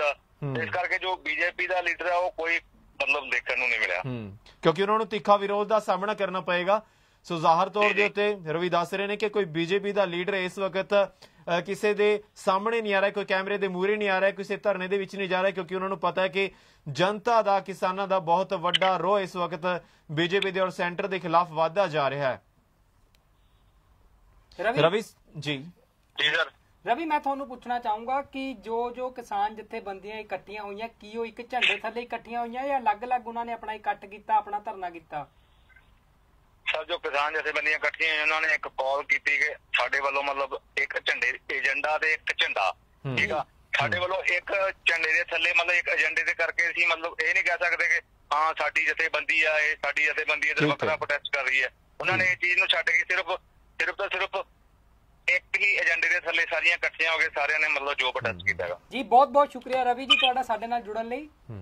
ਬਹੁਤ ਬਹੁਤ ਧੰਨਵਾਦ ਰਵੀ ਨੇ ਬਹੁਤ ਵਧੀਆ ਇਨਫੋਰਮੇਸ਼ਨ ਦਿੱਤੀ ਔਰ ਖਾਸ ਤੌਰ ਦੇ ਉੱਤੇ ਗੱਲ ਕੀਤੀ ਹੈ ਕਿ ਡਾਕਟਰਸ ਵੀ ਹੁਣ ਇਸ ਮੈਦਾਨ ਦੇ ਵਿੱਚ ਨਿੱਤਰੇ ਆਏ ਨੇ ਔਰ ਇੱਕ ਏਜੰਡਾ ਤੇ ਇੱਕ ਝੰਡਾ, ਬਹੁਤ ਅਹਿਮ ਗੱਲ ਔਰ ਨਿਕਲ ਕੇ ਸਾਹਮਣੇ ਆ ਰਹੀ ਹੈ। ਵੱਖ-ਵੱਖ ਜਗ੍ਹਾ ਦੇ ਉੱਤੇ ਜਿੱਦਾਂ ਪ੍ਰੋਟੈਸਟ ਚੱਲ ਰਹੇ ਨੇ ਔਰ ਸਾਰਿਆਂ ਦਾ ਹੁਣ ਇੱਕ ਹੀ ਸਵਾਲ ਹੈ ਸੈਂਟਰ ਤੋਂ ਕਿ ਕਦੋਂ ਸੈਂਟਰ ਜਿਹੜੀ ਹੈਗੀ ਹੈ, ਖਾਸ ਤੌਰ ਦੇ ਉੱਤੇ ਰਾਸ਼ਟਰਪਤੀ ਨੂੰ ਇੱਕ ਬੇਨਤੀ ਵੀ ਹੈ, ਇੱਕ ਅਰਜ਼ ਵੀ ਹੈ ਔਰ ਇੱਕ ਸਵਾਲ ਵੀ ਹੈ ਕਿ ਕਿਸੇ ਨਾ ਕਿਸੇ ਤਰੀਕੇ ਦੇ ਨਾਲ ਇਹਨਾਂ ਬਿੱਲਾਂ ਨੂੰ ਦੁਬਾਰਾ ਸਦਨ ਦੇ ਵਿੱਚ ਭੇਜਿਆ ਜਾਵੇ। ਕਿਉਂਕਿ ਗੱਲ ਹੋ ਰਹੀ ਸੀ ਨੀਰਜ, ਜੇ ਮੈਂ ਗੱਲ ਕਰਾਂ ਕਿ ਜਮਹੂਰੀਅਤ ਦੇ ਵਿੱਚ ਸਾਰਿਆਂ ਨੂੰ ਬੋਲਣ ਦਾ ਹੱਕ ਹੁੰਦਾ ਹੈ ਔਰ ਜਿਸ ਤਰੀਕੇ ਦੇ ਨਾਲ ਰਾਜ ਸਭਾ ਦੇ ਵਿੱਚ ਬਿੱਲ ਪਾਸ ਕੀਤੇ ਗਏ ਔਰ ਵਿਰੋਧੀ ਧਿਰਾਂ ਦੀ ਇਹ ਮੰਗ ਸੀ ਕਿ ਸਹੀ ਤਰੀਕੇ ਨਾਲ ਜਿਹੜੀ ਡਿਵੀਜ਼ਨ ਹੁੰਦੀ ਹੈ, ਜਿਹੜੀ ਵੋਟਿੰਗ ਹੁੰਦੀ ਹੈ, ਉਸ ਨੂੰ ਸ਼ਾਮਿਲ ਕੀਤਾ ਜਾਵੇ, ਉਹ ਸ਼ਾਮਿਲ ਵੀ ਨਹੀਂ ਕੀਤੀ ਗਈ ਹੈ ਔਰ ਇਸ ਤਰੀਕੇ ਦੇ ਨਾਲ ਇਹ ਬਿੱਲ ਪਾਸ ਕੀਤੇ ਗਏ ਨੇ ਤਾਂ ਕਿਤੇ ਨਾ ਕਿਤੇ ਕਹਿੰਦੇ ਆ ਕਿ ਜਿਹੜੀ ਡੈਮੋਕ੍ਰੇਸੀ ਦੇ ਉੱਤੇ ਵੀ ਸਵਾਲ ਖੜੇ ਹੁੰਦੇ ਨੇ। ਜੀ ਬਿਲਕੁਲ ਮਨਦੀਪ, ਲਗਾਤਾਰ ਸੁਣਿਆ ਜਾ ਰਿਹਾ ਕਿ ਆਪਾਂ ਸੁਣਦੇ ਸੀਗੇ ਭਗਵੰਤ ਮਾਨ ਦੇ ਮੂੰਹੋਂ ਵੀ ਸੁਣਿਆ ਕਿ ਜੋ ਉੱਥੇ ਵੋਟਿੰਗ ਹੋਈ ਹੈ ਉਹ ਧੁਨੀ ਮਤ ਦੇ ਨਾਲ ਜ਼ਿਆਦਾ ਹੋਈ ਹੈ। ਜਿੰਨੇ ਵੀ ਬਿੱਲ ਤਕਰੀਬਨ ਪਾਸ ਹੋਏ ਆ ਉਹ ਧੁਨੀ ਮਤ ਦੇ ਨਾਲ ਹੀ ਪਾਸ ਕੀਤੇ ਗਏ ਨੇ। ਤਾਂ ਅਜਿਹੇ ਵਿੱਚ ਜ਼ਰੂਰ ਕਿਤੇ ਨਾ ਕਿਤੇ ਰਾਜ ਸਭਾ ਦੀ ਕਾਰਗੁਜ਼ਾਰੀ ਤੇ ਵੀ ਸਵਾਲੀਆ ਨਿਸ਼ਾਨ ਵਿਰੋਧੀ ਧਿਰਾਂ ਵੱਲੋਂ ਵੀ ਲਗਾਏ ਜਾ ਰਹੇ ਨੇ ਕਿ ਜੋ ਇਹ ਵੋਟਿੰਗ ਹੋਣੀ ਸੀ ਉਹ ਡਿਵੀਜ਼ਨ ਦੇ ਰਸਤੇ ਹੋਣੀ, ਡਿਵੀਜ਼ਨ ਰਾਹੀਂ ਹੋਣੀ ਚਾਹੀਦੀ ਸੀ ਕਿਉਂਕਿ ਜੋ ਧੁਨੀ ਮਤ ਦੇ ਥਰੂ ਹੁੰਦੀ ਹੈ ਵੋਟਿੰਗ, ਉਸ ਦੇ ਵਿੱਚ ਕਈ ਵਾਰ ਨਹੀਂ ਪਤਾ ਲੱਗਦਾ ਕਿ ਕੌਣ ਹਾਂ ਕਹਿ ਰਿਹਾ ਕੌਣ ਨਾ ਕਹਿ ਰਿਹਾ। ਇਸ ਤੋਂ ਇਲਾਵਾ ਜੋ ਡਿਵੀਜ਼ਨ ਹੁੰਦੀ ਹੈ ਉਸ ਦੇ ਵਿੱਚ ਬਿਲਕੁਲ ਸਾਫ਼ ਐਂਡ ਸਪਸ਼ਟ ਹੋ ਜਾਂਦਾ ਹੈ ਕਿ ਕਿੰਨੇ ਵੋਟ ਕਿਸ ਪਾਰਟੀ ਵੱਲੋਂ ਕਿਹਨੂੰ ਪਏ ਆ, ਕਿਹਨੇ ਕਿਸ ਮਤ ਨੂੰ ਪਏ ਨੇ। ਤਾਂ ਇੱਥੋਂ ਜ਼ਰੂਰ ਕਿਸੇ ਨਾ ਕਿਤੇ ਰਾਜ ਸਭਾ ਦੀ ਕਾਰਗੁਜ਼ਾਰੀ ਤੇ ਵੀ ਸਵਾਲੀਆ ਨਿਸ਼ਾਨ ਵਿਰੋਧੀ ਧਿਰਾਂ ਵੱਲੋਂ ਲਗਾਏ ਜਾ ਰਹੇ ਨੇ ਕਿ ਇਹ ਜੋ ਵੋਟਿੰਗ ਸੀ ਉਹ ਕਿਤੇ ਨਾ ਕਿਤੇ ਡਿਵੀਜ਼ਨ ਦੇ ਥਰੂ ਹੋਣੀ ਚਾਹੀਦੀ ਸੀ। ਹਾਲਾਂਕਿ ਵੈਂਕਈਆ ਨਾਇਡੂ ਨੇ ਬਾਅਦ ਦੇ ਵਿੱਚ ਇਸ ਦੇ ਉੱਤੇ ਗਿਲਾ ਵੀ ਪ੍ਰਗਟ ਕੀਤਾ ਸੀ, ਸ਼ਿਕਵਾ ਵੀ ਪ੍ਰਗਟ ਕੀਤਾ ਸੀ ਕਿ ਉਹ ਨਹੀਂ ਹੋਇਆ, ਉਦਾਂ ਹੋਣਾ ਨਹੀਂ ਚਾਹੀਦਾ ਸੀ। ਜੀ ਉਹਨਾਂ ਨੇ ਕਿਹਾ ਸੀਗਾ ਕਿ ਮਤਲਬ ਕਿ ਜੋ ਵੀ ਉੱਥੇ ਸਦਨ ਦੇ ਵਿੱਚ ਜੋ ਰੂਲ ਬੁੱਕ ਫਾੜੀ ਗਈ ਹੈ ਆਪਣੇ ਟੀਐਮਸੀ ਨੇਤਾ ਵੱਲੋਂ, ਡੈਰੇਕ ਓਬਰਾਇਨ ਵੱਲੋਂ, ਜੋ ਉਹਨਾਂ ਵੱਲੋਂ ਰੂਲ ਬੁੱਕ ਫਾੜੀ ਗਈ ਹੈ, ਮਾਈਕ ਤੋੜਨ ਦੀ ਕੋਸ਼ਿਸ਼ ਕੀਤੀ, ਉਹਨਾਂ ਨੇ ਉਸ ਨੂੰ ਲੈ ਕੇ ਗਿਲਾ ਕੀਤਾ ਸੀ ਕਿਉਂਕਿ ਉਹਨਾਂ ਨੇ ਕਿਹਾ ਸੀ ਕਿ ਇਹ ਇੱਕ ਮਤਲਬ ਕਿ ਜਨਤਾ ਦੀ ਪ੍ਰਾਪਰਟੀ ਹੈ, ਉਸ ਨੂੰ ਨੁਕਸਾਨ ਨਹੀਂ ਪਹੁੰਚਾਉਣਾ ਚਾਹੀਦਾ। ਇਸ ਦੇ ਲਈ ਉਹਨਾਂ ਨੇ 8 ਸੰਸਦ ਮੈਂਬਰਾਂ ਨੂੰ ਮੁਅੱਤਲ ਵੀ ਕੀਤਾ ਸੀਗਾ ਜਿਸ ਦੇ ਵਿੱਚ ਆਮ ਆਦਮੀ ਪਾਰਟੀ, ਕਾਂਗਰਸ ਦੇ ਵੀ ਨੇਤਾ ਸ਼ਾਮਿਲ ਸੀ, ਰਾਜ ਸਭਾ ਮੈਂਬਰ ਸ਼ਾਮਿਲ ਸੀ। ਪਰੰਤੂ ਉਹਨਾਂ ਵੱਲੋਂ ਰਾਤ ਨੂੰ ਵੀ ਜੋ ਧਰਨਾ ਪ੍ਰਦਰਸ਼ਨ ਲਗਾਤਾਰ 8 ਮੁਅੱਤਲ ਮੈਂਬਰਾਂ ਵੱਲੋਂ ਲਗਾਤਾਰ ਕੀਤਾ ਗਿਆ। ਹਾਲਾਂਕਿ ਜੋ ਆਪਣੇ ਸਭਾਪਤੀ ਸੀ ਰਾਜ ਸਭਾ ਦੇ ਹਰੀਵੰਸ਼ ਜੀ, ਉਹ ਉਹਨਾਂ ਨੂੰ ਚਾਹ ਪਿਲਾਉਣ ਦੇ ਲਈ ਵੀ ਲੈ ਕੇ ਜਾਂਦੇ ਨੇ ਪਰੰਤੂ ਉਹਨਾਂ ਦੀ ਚਾਹ ਨੂੰ ਅਸੈਪਟ ਨਹੀਂ ਕਰਦੇ। ਉਹ ਕਹਿੰਦੇ ਨੇ ਕਿ ਪਹਿਲਾਂ ਜੋ ਇਹ ਵਿਧੇਇਕ ਜੋ ਬਿੱਲ ਪਾਸ ਕੀਤੇ ਗਏ ਨੇ ਉਹ ਗਲਤ ਨੇ। ਜੀ ਮਨਦੀਪ, ਤੇ ਹੁਣ ਜੇ ਮੈਂ ਗੱਲ ਕਰਾਂ ਖੇਤੀ ਮੰਤਰੀ ਦੀ, ਖਾਸ ਤੌਰ ਦੇ ਉੱਤੇ ਨਰਿੰਦਰ ਸਿੰਘ ਤੋਮਰ ਦੀ, ਨਰਿੰਦਰ ਸਿੰਘ ਤੋਮਰ ਨੂੰ ਕਹਿੰਦੇ ਆ ਕਿ ਇੱਕ ਧੜੇ ਵੱਲੋਂ, ਕਿਸਾਨਾਂ ਦੇ ਇੱਕ ਧੜੇ ਵੱਲੋਂ ਉਹਨਾਂ ਦੇ ਕਹਿਣ ਦੇ ਮੁਤਾਬਕ ਉਹਨਾਂ ਦਾ ਸਨਮਾਨ ਵੀ ਕੀਤਾ ਗਿਆ ਇਹਨਾਂ ਬਿੱਲਾਂ ਨੂੰ ਲਾਗੂ ਕਰਨ ਤੋਂ ਬਾਅਦ। ਔਰ ਅੱਜ ਵੀ ਉਹਨਾਂ ਦਾ ਬਿਆਨ ਆਇਆ ਕਿ ਇਹ ਜਿਹੜੇ ਖੇਤੀ ਕਾਨੂੰਨ ਆ ਰਹੇ ਨੇ ਇਹਨਾਂ ਦੇ ਨਾਲ ਕਿਸਾਨਾਂ ਦੀ ਜ਼ਿੰਦਗੀ ਦੇ ਵਿੱਚ ਬਹੁਤ ਵੱਡੀ ਕ੍ਰਾਂਤੀ ਆਉਣ ਵਾਲੀ ਹੈ। ਜੀ ਇਹਦੇ ਵਿੱਚ ਮੈਂ ਤੁਹਾਨੂੰ ਦੱਸ ਦਿੰਦਾ ਕਿ ਮੈਂ ਰਿਪੋਰਟ ਪੜ੍ਹੀ ਸੀਗੀ, ਮਤਲਬ ਇਹਨਾਂ ਦਾ ਮੈਂ ਬਿਆਨ ਪੜ੍ਹ ਰਿਹਾ ਸੀ ਜਿਸ ਦੇ ਵਿੱਚ ਕਿ ਮਤਲਬ ਉਹਨਾਂ ਨੇ ਖੁਦ ਲਗਾਤਾਰ ਤਕਰੀਬਨ ਆਪਾਂ ਦੇਖ ਹੀ ਰਹੇ ਹਾਂ ਮੀਡੀਆ ਦੇ ਵਿੱਚ ਇਹਨਾਂ ਦੀਆਂ ਨਿਊਜ਼ ਆ ਰਹੀਆਂ ਨੇ, ਲਗਾਤਾਰ ਮੀਡੀਆ ਵੱਲੋਂ ਜਾ ਕੇ ਇਹਨਾਂ ਦੇ ਇੰਟਰਵਿਊ ਵੀ ਕੀਤੇ ਜਾ ਰਹੇ ਨੇ ਕਿ ਆਖਿਰ ਇਹਨਾਂ ਬਿੱਲਾਂ ਦੇ ਵਿੱਚ ਅਜਿਹਾ ਕੀ ਹੈ ਜੋ ਕਿਸਾਨਾਂ ਨੂੰ ਸਮਝ ਨਹੀਂ ਆ ਰਿਹਾ। ਤਾਂ ਇਹਨਾਂ ਵੱਲੋਂ ਲਗਾਤਾਰ ਇੱਕੋ ਹੀ ਰਾਗ ਅਲਾਪਿਆ ਜਾ ਰਿਹਾ ਹੈ ਕਿ ਜੋ ਵਿਰੋਧੀ ਧਿਰਾਂ ਨੇ ਉਹ ਕਿਸਾਨਾਂ ਨੂੰ ਵਰਗਲਾ ਕੇ ਗੁੰਮਰਾਹ ਕਰਕੇ ਉਹਨਾਂ ਨੂੰ ਉਕਸਾ ਰਹੀਆਂ ਨੇ ਧਰਨੇ ਪ੍ਰਦਰਸ਼ਨ ਲਈ, ਜਦਕਿ ਇਸ ਦੇ ਵਿੱਚ ਅਜਿਹਾ ਕੁਝ ਵੀ ਨਹੀਂ ਹੈ। ਹਾਲਾਂਕਿ ਉਹਨਾਂ ਨੇ ਇੰਨਾ ਜ਼ਰੂਰ ਕਿਹਾ ਇਸ ਦੇ ਨਾਲ ਆੜਤੀ ਨੇ ਉਹਨਾਂ ਨੂੰ ਵੀ ਇਸ ਦੇ ਨਾਲ ਖੁੱਲ੍ਹ ਮਿਲੇਗੀ, ਉਹ ਸਿਰਫ ਪੈਨ ਕਾਰਡ ਔਰ ਆਧਾਰ ਕਾਰਡ ਦੇ ਰਸਤੇ ਹੀ ਆਪਣਾ ਜੋ ਵਪਾਰ ਹੈ ਹੁਣ ਬਾਹਰ ਵੀ ਕਰ ਸਕਦੇ ਨੇ। ਕਿਸਾਨਾਂ ਨੂੰ ਵੀ ਪੂਰੀ ਖੁੱਲੀ ਛੂਟ ਹੋਵੇਗੀ, ਉਹ ਬਾਹਰ ਜਾ ਕੇ ਆਪਣਾ ਜੋ ਹੈ ਸਮਾਨ ਨੂੰ ਆਪਣਾ ਵੇਚ ਸਕਦੇ ਨੇ। ਜੀ ਮਨਦੀਪ, ਸੋ ਮੈਂ ਇਸ ਵਕਤ ਆਪਣੇ ਦਰਸ਼ਕਾਂ ਨੂੰ ਦੱਸ ਦਿਆਂ ਕਿ ਤੁਸੀਂ ਸਾਡੇ ਨਾਲ ਸੰਪਰਕ ਵੀ ਕਰ ਸਕਦੇ ਆ, ਤੁਸੀਂ ਸਾਨੂੰ ਕਮੈਂਟ ਰਾਹੀਂ ਵੀ ਸਾਡੇ ਨਾਲ ਜੁੜ ਸਕਦੇ ਆ, ਫੇਸਬੁੱਕ ਦੇ ਉੱਤੇ ਤੁਸੀਂ ਸਾਨੂੰ ਕਮੈਂਟ ਵੀ ਕਰ ਸਕਦੇ ਆ। ਅਸੀਂ ਤੁਹਾਡੇ ਦੱਸੇ ਮੁੱਦੇ ਜਿਹੜੇ ਆ ਉਹ ਇੱਥੇ ਜ਼ਿਕਰ ਜ਼ਰੂਰ ਕਰਾਂਗੇ ਉਹਨਾਂ ਦਾ, ਔਰ ਤੁਸੀਂ ਸਾਨੂੰ ਕਾਲ ਦੇ ਰਾਹੀਂ ਜੇ ਤੁਸੀਂ ਸਾਨੂੰ ਆਪਣੇ ਵਿਚਾਰ ਸਾਂਝੇ ਕਰਨਾ ਚਾਹੁੰਦੇ ਆ ਸਾਡੇ ਨਾਲ ਤੇ ਸਾਡੇ ਦਰਸ਼ਕਾਂ ਦੇ ਨਾਲ, ਸਾਨੂੰ ਕਾਲ ਕਰ ਸਕਦੇ ਆ। ਤੁਸੀਂ ਸਕਰੀਨ ਦੇ ਉੱਤੇ ਨੰਬਰ ਵੀ ਚੱਲ ਰਿਹਾ, ਤੁਸੀਂ ਨੋਟ ਵੀ ਕਰ ਸਕਦੇ ਆ 9914406740 ਯਾਨੀ ਕਿ 991440 06740। ਜੀ ਮਨਦੀਪ, ਸੋ ਹੁਣ ਗੱਲ ਕਰਦੇ ਹਾਂ ਜੀ ਨਵਜੋਤ ਸਿੰਘ ਸਿੱਧੂ ਦੀ। ਜੇ ਮੈਂ ਗੱਲ ਕਰਾਂ ਔਰ ਨਾਲ ਦੀ ਨਾਲ ਸਨੀ ਦਿਓਲ ਦੀ ਜੇ ਗੱਲ ਕੀਤੀ ਜਾਵੇ, ਦੋਵਾਂ ਨੇ ਕਾਫੀ ਲੰਮੇ ਸਮੇਂ ਤੋਂ ਚੁੱਪ ਵੱਟੀ ਰੱਖੀ ਔਰ ਤਕਰੀਬਨ ਇੱਕੋ ਸਮੇਂ ਦੋਵਾਂ ਨੇ ਆਪਣੀ ਚੁੱਪੀ ਜਿਹੜੀ ਆ ਉਹ ਤੋੜੀ ਹੈ। ਸੋ ਤੁਸੀਂ ਕਿੱਦਾਂ ਵੇਖਦੇ ਆ ਨਵਜੋਤ ਸਿੰਘ ਸਿੱਧੂ? ਹਾਲਾਂਕਿ ਨਵਜੋਤ ਸਿੰਘ ਸਿੱਧੂ ਨੇ ਕਿਸਾਨਾਂ ਦੇ ਪੱਖ ਦੇ ਵਿੱਚ ਜਿਸ ਤਰੀਕੇ ਨਾਲ ਉਹ ਦਹਾੜੇ ਨੇ, ਮੈਂ ਤਾਂ ਦਹਾੜਨਾ ਹੀ ਸ਼ਬਦ ਕਹਾਂਗਾ ਕਿਉਂਕਿ ਉਹਨਾਂ ਦਾ ਵੈਸੇ ਵੀ ਜੋ ਅੰਦਾਜ਼ ਹੈਗਾ ਬਹੁਤ ਲੋਕ ਉਹਨਾਂ ਤੋਂ ਮੁਤਾਸਰ ਹੁੰਦੇ ਨੇ, ਜਿਸ ਤਰੀਕੇ ਨਾਲ ਉਹ ਸ਼ੇਰੋ ਸ਼ਾਇਰੀ ਕਰਦੇ ਨੇ, ਇੰਸਪਾਇਰ ਕਰਦੇ ਨੇ। ਔਰ ਕਾਫੀ ਲੰਮੇ ਸਮੇਂ ਤੋਂ ਲੋਕਾਂ ਨੂੰ ਇੰਤਜ਼ਾਰ ਵੀ ਸੀ ਕਿਸਾਨਾਂ ਨੂੰ ਕਿ ਕੁਝ ਬੋਲ ਨਹੀਂ ਰਹੇ, ਪਰ ਜਿਸ ਲਿਹਾਜ਼ ਨਾਲ ਉਹਨੂੰ ਬੋਲੇ ਨੇ ਤਾਂ ਆਪਣੇ ਆਪ ਦੇ ਵਿੱਚ ਕਿਸਾਨਾਂ ਦਾ ਇੱਕ ਵੱਡਾ ਹਿੱਸਾ ਜਿਹੜਾ ਹੈ ਉਹਨਾਂ ਦੀ ਸਪੋਰਟ ਦੇ ਵਿੱਚ ਅਸੀਂ ਵੇਖਿਆ ਵੀ ਸੀ, ਕੱਲ ਵੀ ਬੋਲੇ ਸਨ। ਪਰ ਸਨੀ ਦਿਓਲ ਦੇ ਪ੍ਰਤੀ ਤੁਸੀਂ ਕੀ ਕਹਿਣਾ ਚਾਹੋਗੇ? ਦੇਖੋ, ਸਨੀ ਦਿਓਲ ਲੰਬੇ ਸਮੇਂ ਤੋਂ ਚੁੱਪ ਸੀ, ਹਾਲਾਂਕਿ ਉਹਨਾਂ ਦੇ ਉੱਤੇ ਗੁੰਮਸ਼ੁਦਗੀ ਦੇ ਪੋਸਟਰ ਤੱਕ ਲੱਗ ਚੁੱਕੇ ਨੇ, ਪਰੰਤੂ ਫਿਰ ਵੀ ਸਨੀ ਦਿਓਲ ਉੱਥੇ ਆਪਣੀ ਸਿਆਸਤ ਦੇ ਵਿੱਚ ਆ ਕੇ ਲਗਾਤਾਰ ਲੋਕਾਂ ਦੇ ਵਿੱਚ ਨਹੀਂ ਵਿਚਰੇ, ਜਿਸ ਕਾਰਨ ਉੱਥੇ ਦੇ ਲੋਕਾਂ ਵਿੱਚ ਕਾਫੀ ਜ਼ਿਆਦਾ ਵਿਰੋਧ ਆ ਉਹਨਾਂ ਦੇ ਖਿਲਾਫ। ਹਾਲਾਂਕਿ ਸਿਰਫ ਲੋਕਾਂ ਵੱਲੋਂ ਇਹ ਵੀ ਕਿਹਾ ਜਾ ਰਿਹਾ ਕਿ ਭਾਜਪਾ ਨੇ ਸਿਰਫ ਆਪਣੇ ਬਹੁਮਤ ਨੂੰ ਹਾਸਲ ਕਰਨ ਦੇ ਲਈ ਉਹਨਾਂ ਨੂੰ ਇੱਥੋਂ ਟਿਕਟ ਦਿੱਤੀ ਹੈ, ਕਿਉਂਕਿ ਉਹ ਸੈਲੀਬ੍ਰਿਟੀਜ਼ ਨੇ, ਅੱਛਾ ਉਹਨਾਂ ਦਾ ਚਿਹਰਾ ਰਿਹਾ ਉੱਥੇ, ਤਾਂ ਕਰਕੇ ਉਹਨਾਂ ਨੂੰ ਜਿੱਤ ਵੀ ਪ੍ਰਾਪਤ ਹੋਈ ਹੈ। ਹਾਲਾਂਕਿ ਪਿੱਛੇ ਜੇ ਦੇਖਿਆ ਜਾਵੇ ਜਦੋਂ ਆਪਣੇ ਘਰ ਆਏ ਸਨ ਤਾਂ ਲੋਕਾਂ ਵੱਲੋਂ ਯਾਨੀ ਕਿ ਯੂਥ ਵੱਲੋਂ ਜੋ ਹੈ ਮਨਦੀਪ ਉਹ ਉਹਨਾਂ ਦਾ ਘਰ ਦਾ ਵਿਰੋਧ ਕੀਤਾ ਗਿਆ ਸੀ, ਘਰ ਆਉਣ ਦੇ ਉਹਨਾਂ ਨੂੰ ਘੇਰਾ ਪਾਇਆ ਗਿਆ ਸੀ ਕਿ ਲਗਾਤਾਰ ਉਹ ਇੱਥੋਂ ਗਾਇਬ ਚੱਲ ਰਹੇ ਸਨ। ਕੋਵਿਡ ਦੇ ਸਮੇਂ ਵੀ ਉਹ ਬਿਲਕੁਲ ਜਨਤਾ ਦੇ ਵਿੱਚ ਨਹੀਂ ਵਿਚਰੇ, ਜਿਸ ਕਾਰਨ ਉੱਥੇ ਦੇ ਲੋਕਾਂ ਵਿੱਚ ਕਾਫੀ ਜ਼ਿਆਦਾ ਰੋਸ ਸੀਗਾ ਉਹਨਾਂ ਦੇ ਲਈ। ਜੀ ਮਨਦੀਪ, ਸੋ ਮੇਰੇ ਖਿਆਲ ਨਾਲ ਹੁਣ ਸਾਨੂੰ ਗੱਲ ਕਰ ਲੈਣੀ ਚਾਹੀਦੀ ਹੈ, ਜੇ ਅਸੀਂ ਗੱਲ ਛੇੜੀ ਲਈ ਹੈ ਬਾਲੀਵੁੱਡ ਦੀ ਤਾਂ ਸਾਨੂੰ ਗੱਲ ਕਰ ਲੈਣੀ ਚਾਹੀਦੀ ਹੈ ਬਾਲੀਵੁੱਡ ਦੀ ਵੀ। ਬਾਲੀਵੁੱਡ ਦੇ ਵੀ ਸਿਤਾਰੇ ਨਿੱਤਰ ਆਏ ਨੇ ਕਿਸਾਨਾਂ ਦੇ ਹੱਕ ਦੇ ਵਿੱਚ। ਜੀ ਮਨਦੀਪ, ਸਾਡੇ ਨਾਲ ਇੱਕ ਸਾਡੇ ਸਹਿਯੋਗੀ ਜੋ ਨੇ ਉਹ ਜੁੜ ਰਹੇ ਨੇ ਮਾਨਸਾ ਤੋਂ, ਮਨੀਸ਼ ਸ਼ਰਮਾ। ਮਨੀਸ਼ ਜੀ, ਤੁਸੀਂ ਸਾਡੀ ਆਵਾਜ਼ ਸੁਣ ਰਹੇ ਹੋ? ਜੀ ਨੀਰਜ ਜੀ। ਜੀ ਮਨਦੀਪ ਜੀ, ਪੁੱਛੋ ਇਹਨਾਂ ਤੋਂ ਤੁਸੀਂ ਜੋ ਪੁੱਛਣਾ ਚਾਹੁੰਦੇ ਹੋ। ਜੀ ਮਨੀਸ਼, ਮਾਨਸਾ ਦੇ ਵਿੱਚ ਅਸੀਂ ਵੇਖ ਰਹੇ ਹਾਂ ਕਿ ਬਹੁਤ ਵੱਡਾ ਹਜੂਮ ਕਿਸਾਨਾਂ ਦਾ ਇਕੱਠਾ ਹੋਇਆ ਸੀ ਔਰ ਜਿਸ ਦੇ ਵਿੱਚ ਸਿੰਗਰ ਵੀ ਆਏ ਸਨ। ਖਾਸ ਤੌਰ ਦੇ ਉੱਤੇ ਜੇ ਮੈਂ ਗੱਲ ਕਰਾਂ ਸਿੱਧੂ ਮੂਸੇਵਾਲਾ ਦੀ ਗੱਲ ਹੋ ਰਹੀ ਹੈ, ਅੰਮ੍ਰਿਤ ਮਾਨ ਦੀ ਗੱਲ ਹੋ ਰਹੀ ਹੈ, ਆਰਨੇਟ ਦੀ ਗੱਲ ਹੋ ਰਹੀ ਹੈ। ਔਰ ਕਿਉਂਕਿ ਖਾਸ ਤੌਰ ਦੇ ਉੱਤੇ ਜੇ ਪੰਜਾਬ ਦੀ ਅਸੀਂ ਗੱਲ ਕਰੀਏ ਤਾਂ ਪੰਜਾਬ ਦਾ ਯੂਥ ਜਿਹੜਾ ਹੈ ਉਹ ਸਿੰਗਰਸ ਨੂੰ ਬਹੁਤ ਫੋਲੋ ਕਰਦਾ ਹੈ, ਸਿੰਗਰਾਂ ਨੂੰ ਬਹੁਤ ਫੋਲੋ ਕਰਦਾ ਹੈ। ਉਹ ਜਿੱਦਾਂ ਦੇ ਕੱਪੜੇ ਪਾਉਂਦੇ ਨੇ, ਜੋ ਬੋਲਦੇ ਨੇ, ਉਹੀ ਸਟਾਈਲ ਅਪਣਾਉਣ ਦੀ ਕੋਸ਼ਿਸ਼ ਕਰਦਾ ਹੈ। ਸੋ ਕਿਸਾਨਾਂ ਦੇ ਵਿੱਚ ਅੱਜ ਸਿੰਗਰ ਵੀ ਪਹੁੰਚੇ ਸਨ। ਸੋ ਸਭ ਤੋਂ ਪਹਿਲਾਂ ਤਾਂ ਅਸੀਂ ਇਹੀ ਜਾਣਨਾ ਚਾਹਾਂਗੇ ਕਿ ਉੱਥੇ ਦੀ ਨੌਜਵਾਨੀ ਨਾਲ ਤੁਸੀਂ ਗੱਲ ਕੀਤੀ ਹੋਣੀ ਹੈ ਕਿ ਵਾਕਈ ਹੀ, ਕਿਉਂਕਿ ਨੌਜਵਾਨੀ ਨੂੰ, ਪੰਜਾਬ ਦੀ ਨੌਜਵਾਨੀ ਨੂੰ ਇਹ ਕਿਹਾ ਜਾਂਦਾ ਕਿ ਇਹ ਨਾਸਮਝ ਹੈ, ਇਹ ਨਸ਼ਿਆਂ ਦੇ ਵਿੱਚ ਲੱਗ ਗਈ ਹੈ, ਜਾਂ ਇਹ ਸਿੰਗਰਾਂ ਦੇ ਪਿੱਛੇ ਉਸਤਾਦ ਜੀ ਕਰਦੀ ਰਹਿੰਦੀ ਹੈ, ਇੱਕ ਦੂਜੇ ਨਾਲ ਲੜਦੀ ਰਹਿੰਦੀ ਹੈ। ਅੱਜ ਤੁਸੀਂ ਮਾਨਸਾ ਦੇ ਵਿੱਚ ਜੋ ਸੰਘਰਸ਼ ਵੇਖਿਆ ਹੈ, ਕੀ ਲੱਗਦਾ ਕਿ ਪੰਜਾਬ ਦਾ ਜਿਹੜਾ ਨੌਜਵਾਨ ਕਿਸਾਨ ਹੈ ਕਿ ਉਹ ਵਾਕਈ ਲਾਈ ਲੱਗ ਹੈ ਜਾਂ ਉਸ ਨੂੰ ਵਾਕਈ ਹੀ ਸਮਝ ਹੈ? ਬਿਲਕੁਲ ਮਨਦੀਪ, ਦੱਸਣਾ ਚਾਹਾਂਗਾ ਜੇ ਆਪਾਂ ਗੱਲ ਕਰੀਏ ਨੌਜਵਾਨੀ ਦੀ ਤੇ ਕਿਸਾਨੀ ਦੀ, ਜੀ ਹੁਣ ਤੱਕ ਜਿਹੜਾ ਲੰਬੇ ਸਮੇਂ ਤੋਂ ਦੇਖਿਆ ਜਾਂਦਾ ਸੀ ਤਾਂ ਕਿਸਾਨ ਜਿਹੜੇ ਆਪਾਂ ਕਹਿ ਸਕਦੇ ਹਾਂ ਵੀ 35-40 ਸਾਲ ਤੋਂ ਉੱਪਰ ਦੀ ਉਮਰ ਦੇ ਹੀ ਆ ਕੇ ਧਰਨਿਆਂ ਦੇ ਬਹਿੰਦੇ ਸੀ। ਜ਼ਿਆਦਾ ਉਹਨਾਂ ਦੇ ਵਿੱਚ ਜਿਹੜੇ ਹੁੰਦੇ ਸੀ 50, 55, 60, 70 ਜਾਂ 80 ਸਾਲ ਦੇ ਬੰਦੇ ਹੁੰਦੇ ਸੀ। ਬਿਲਕੁਲ ਬਿਲਕੁਲ। ਜਿਹੜਾ ਹੁਣ ਇਸ ਸਮੇਂ ਆ ਰਿਹਾ, ਇਸ ਸਮੇਂ ਨੌਜਵਾਨਾਂ ਨੇ ਵੀ ਕਿਸਾਨਾਂ ਦੇ ਨਾਲ ਮੋਢਾ ਲਾ ਕੇ ਆ ਕੇ ਬੈਠਣਾ ਸ਼ੁਰੂ ਕੀਤਾ ਗਾ। ਉਹਦਾ ਕਾਰਨ ਇਹ ਆ, ਜੇ ਇਹ ਸੋਚ ਰਿਹਾ ਵੀ ਸਿੰਗਰਾਂ ਮਗਰ ਲੱਗ ਕੇ ਆ ਰਹੇ ਆ, ਪਰ ਅੱਜ ਦਾ ਜਿਹੜਾ ਨੌਜਵਾਨ ਆ ਨਾ ਉਹ ਬਹੁਤ ਜ਼ਿਆਦਾ ਸਮਝ ਚੁੱਕਿਆ। ਉਹਨੂੰ ਪਤਾ ਇਹ ਗੱਲ ਵੀ ਅੱਜ ਤੋਂ ਪਹਿਲਾਂ ਮੇਰਾ ਮਾਂ ਜਾਂ ਜੋ ਮੇਰਾ ਪਿਓ ਆ, ਉਹਨਾਂ ਨੇ ਕਿਸ ਹਿਸਾਬ ਨਾਲ ਨੰਗੇ ਪੈਰਾਂ ਦੇ ਨਾਲ ਜਾ ਕੇ ਖੇਤੀ ਕੀਤੀ ਆ ਤੇ ਸਾਰੀਆਂ ਧੁੱਪਾਂ ਉਹਨਾਂ ਨੇ ਸਿਰਾਂ ਤੇ ਹੰਢਾਈਆਂ ਨੇ। ਪਰ ਜਦੋਂ ਅੱਜ ਦੀਆਂ ਸਰਕਾਰਾਂ ਨੇ ਜਿਹੜੀਆਂ ਉਹਨਾਂ ਦੀ ਉਹੀ ਦੂਸਰੀ ਜਿਹੜੀ ਮਾਂ ਕਹਿਣ ਵਾਲੀ ਜ਼ਮੀਨ ਆ ਉਹਨੂੰ ਖੋਹਿਆ ਜਾ ਰਿਹਾ, ਤਾਂ ਉਹ ਪਿੱਛੇ ਨਹੀਂ ਹਟ ਰਹੇ, ਉਹ ਅੱਗੇ ਆ ਰਹੇ ਆ। ਤੇ ਉਹ ਅੱਗੇ ਆ ਕੇ ਹੀ ਇਹ ਦਿਖਾਉਣਾ ਚਾਹੁੰਦੇ ਆ ਵੀ ਕਿਸਾਨ ਇਕੱਲੇ ਨਹੀਂ, ਕਿਸਾਨਾਂ ਦੇ ਪੁੱਤ ਆ ਜੋ ਅੱਜ ਨੌਜਵਾਨ, ਉਹਨਾਂ ਨੇ ਗਾਹਾਂ ਆ ਕੇ ਦੇਸ਼ ਨੂੰ ਵਧਾਉਣਾ।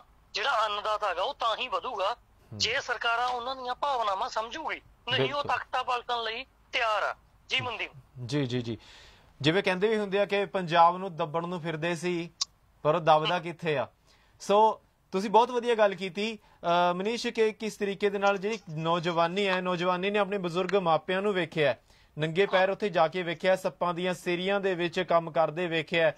ਅਸੀਂ ਇੱਥੇ ਵੇਖਦੇ ਹਾਂ ਸ਼ਹਿਰਾਂ ਦੇ ਵਿੱਚ ਲੋਕੀ ਬਹੁਤ ਡਰਦੇ ਆ, ਪਰ ਧੰਨ ਨੇ ਉਹ ਕਿਸਾਨ ਜਿਹੜੇ ਉੱਥੇ ਜਾ ਕੇ ਖੇਤਾਂ ਦੇ ਵਿੱਚ ਨੰਗੇ ਪੈਰੀ ਕੰਮ ਕਰਦੇ ਨੇ। ਉੱਥੇ ਕੋਬਰੇ ਵਰਗੇ ਸੱਪ ਵੀ ਘੁੰਮਦੇ ਹੁੰਦੇ ਨੇ, ਬਹੁਤ ਦਲੇਰ। ਔਰ ਜਿੱਥੇ ਸ਼ਲਾਘਾ ਕਰਨੀ ਬਣਦੀ ਹੈ ਉੱਥੇ ਇਹਨਾਂ ਦਾ ਸਾਥ ਦੇਣਾ ਵੀ ਆਪਣੇ ਆਪ ਦੇ ਵਿੱਚ ਬਣਦਾ ਹੈ।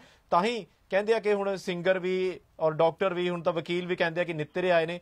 ਮਨੀਸ਼, ਜੇ ਹੁਣ ਅਸੀਂ ਗੱਲ ਕਰੀਏ ਕਿੱਦਾਂ ਲੱਗਦਾ ਕਿ ਜਿਹੜਾ ਸੰਘਰਸ਼ ਹੈਗਾ ਵੀ ਕਿੰਨੇ। ਮਨਦੀਪ ਮੈਂ ਇੱਥੇ ਤੁਹਾਨੂੰ ਰੋਕਣਾ ਚਾਹੂੰਗਾ, ਸਾਡੇ ਇੱਕ ਫੋਨ ਕਾਲਰ ਜੋ ਨੇ ਜੁੜ ਰਹੇ। ਮਨੀਸ਼ ਜੀ ਅਸੀਂ ਤੁਹਾਡੇ ਨਾਲ ਦੁਬਾਰਾ ਤੋਂ ਸੰਪਰਕ ਕਰਾਂਗੇ, ਸਾਡੇ ਨਾਲ ਇੱਕ ਕਾਲਰ ਜੁੜ ਰਹੇ ਨੇ। ਪਹਿਲਾਂ ਮਨੀਸ਼ ਤੁਹਾਡੇ ਤੋਂ ਤੁਸੀਂ ਬਹੁਤ ਵਧੀਆ ਇਨਫੋਰਮੇਸ਼ਨ ਦੇ ਰਹੇ ਹੋ, ਸਾਨੂੰ ਥੋੜਾ ਵਕਤ ਦਿਓ, ਅਸੀਂ ਤੁਹਾਡੇ ਨਾਲ ਦੁਬਾਰਾ ਜੁੜਦੇ ਹਾਂ। ਜੀ ਕੋਈ ਦਿੱਕਤ ਨਹੀਂ ਜੀ। ਜੀ ਮਨੀਸ਼ ਅਸੀਂ ਤੁਹਾਡੇ ਨਾਲ ਕੰਟੈਕਟ ਕਰਦੇ ਹਾਂ ਦੁਬਾਰਾ।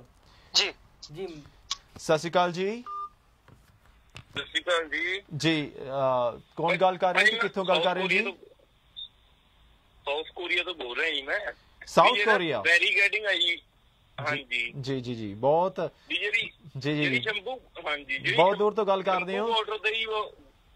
ਹੈਲੋ ਜੀ ਜੀ, ਮੈਂ ਕਿਹਾ ਸਾਊਥ ਕੋਰੀਆ ਤੋਂ ਗੱਲ ਕਰ ਰਹੇ ਹੋ, ਬਹੁਤ ਦੂਰ ਤੋਂ ਗੱਲ ਕਰ ਰਹੇ ਹੋ। ਤੇ ਸਾਊਥ ਕੋਰੀਆ ਦਾ ਤਾਂ ਅਸੀਂ ਹਾਲ ਤੁਹਾਡੇ ਤੋਂ ਪੁੱਛਣਾ ਹੀ ਹੈਗਾ ਵੈਸੇ, ਲੇਕਿਨ ਫਿਲਹਾਲ ਤੁਸੀਂ ਕੀ ਸੋਚਦੇ ਆ ਪੰਜਾਬ ਦੇ ਬਾਰੇ, ਜੋ ਪੰਜਾਬ 'ਚ ਇਸ ਵੇਲੇ ਚੱਲ ਰਿਹਾ ਹੈ? ਕਿਉਂਕਿ ਪੰਜਾਬ ਤੋਂ ਦੂਰ ਜਾ ਕੇ ਜ਼ਿਆਦਾ ਪੰਜਾਬ ਦੀ ਯਾਦ ਆਉਂਦੀ ਹੈ।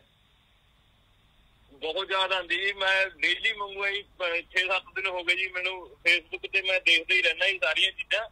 ਤੇ ਫਿਰ ਮੈਨੂੰ ਉਸੇ ਕਰਕੇ ਖਿਆਲ ਆ ਗਿਆ ਜੀ ਸ਼ੰਭੂ ਬਾਰਡਰ ਤੇ ਜਿਹੜੀ ਬੈਰੀਕੇਡਿੰਗ ਹੁੰਦੀ ਹੈ ਜੀ, ਉੱਥੇ JCB ਨਾਲ ਆਪਾਂ ਬੈਰੀਕੇਡਿੰਗ ਵੀ ਪੱਟ ਸਕਦੇ ਆ। ਜੇ ਮੰਨ ਲਓ 14 ਦਿਨ ਉਹ ਬਿੱਲ ਪਾਸ ਨਹੀਂ, ਰਾਸ਼ਟਰਪਤੀ ਸਾਈਨ ਨਹੀਂ ਕਰਦਾ 14 ਦਿਨ, ਤਾਂ 14 ਦਿਨ ਵਿੱਚ ਕੋਵਿਡ ਦਾ ਜਿਹੜਾ ਅਸਰ ਉਹ ਸ਼ੁਰੂ ਹੋ ਜਾਂਦਾ ਹੁੰਦਾ। ਉਹ ਕਿਤੇ ਇਹੀ ਚੀਜ਼ ਨਾ ਸੋਚ ਰਹੇ ਹੁਣ ਮੋਦੀ ਹੋਣੀ ਵੀ 14 ਦਿਨ ਬਾਅਦ ਇਹ ਧਰਨਾ ਆਪਦੇ ਆਪੇ ਘਟ ਜੂਗਾ।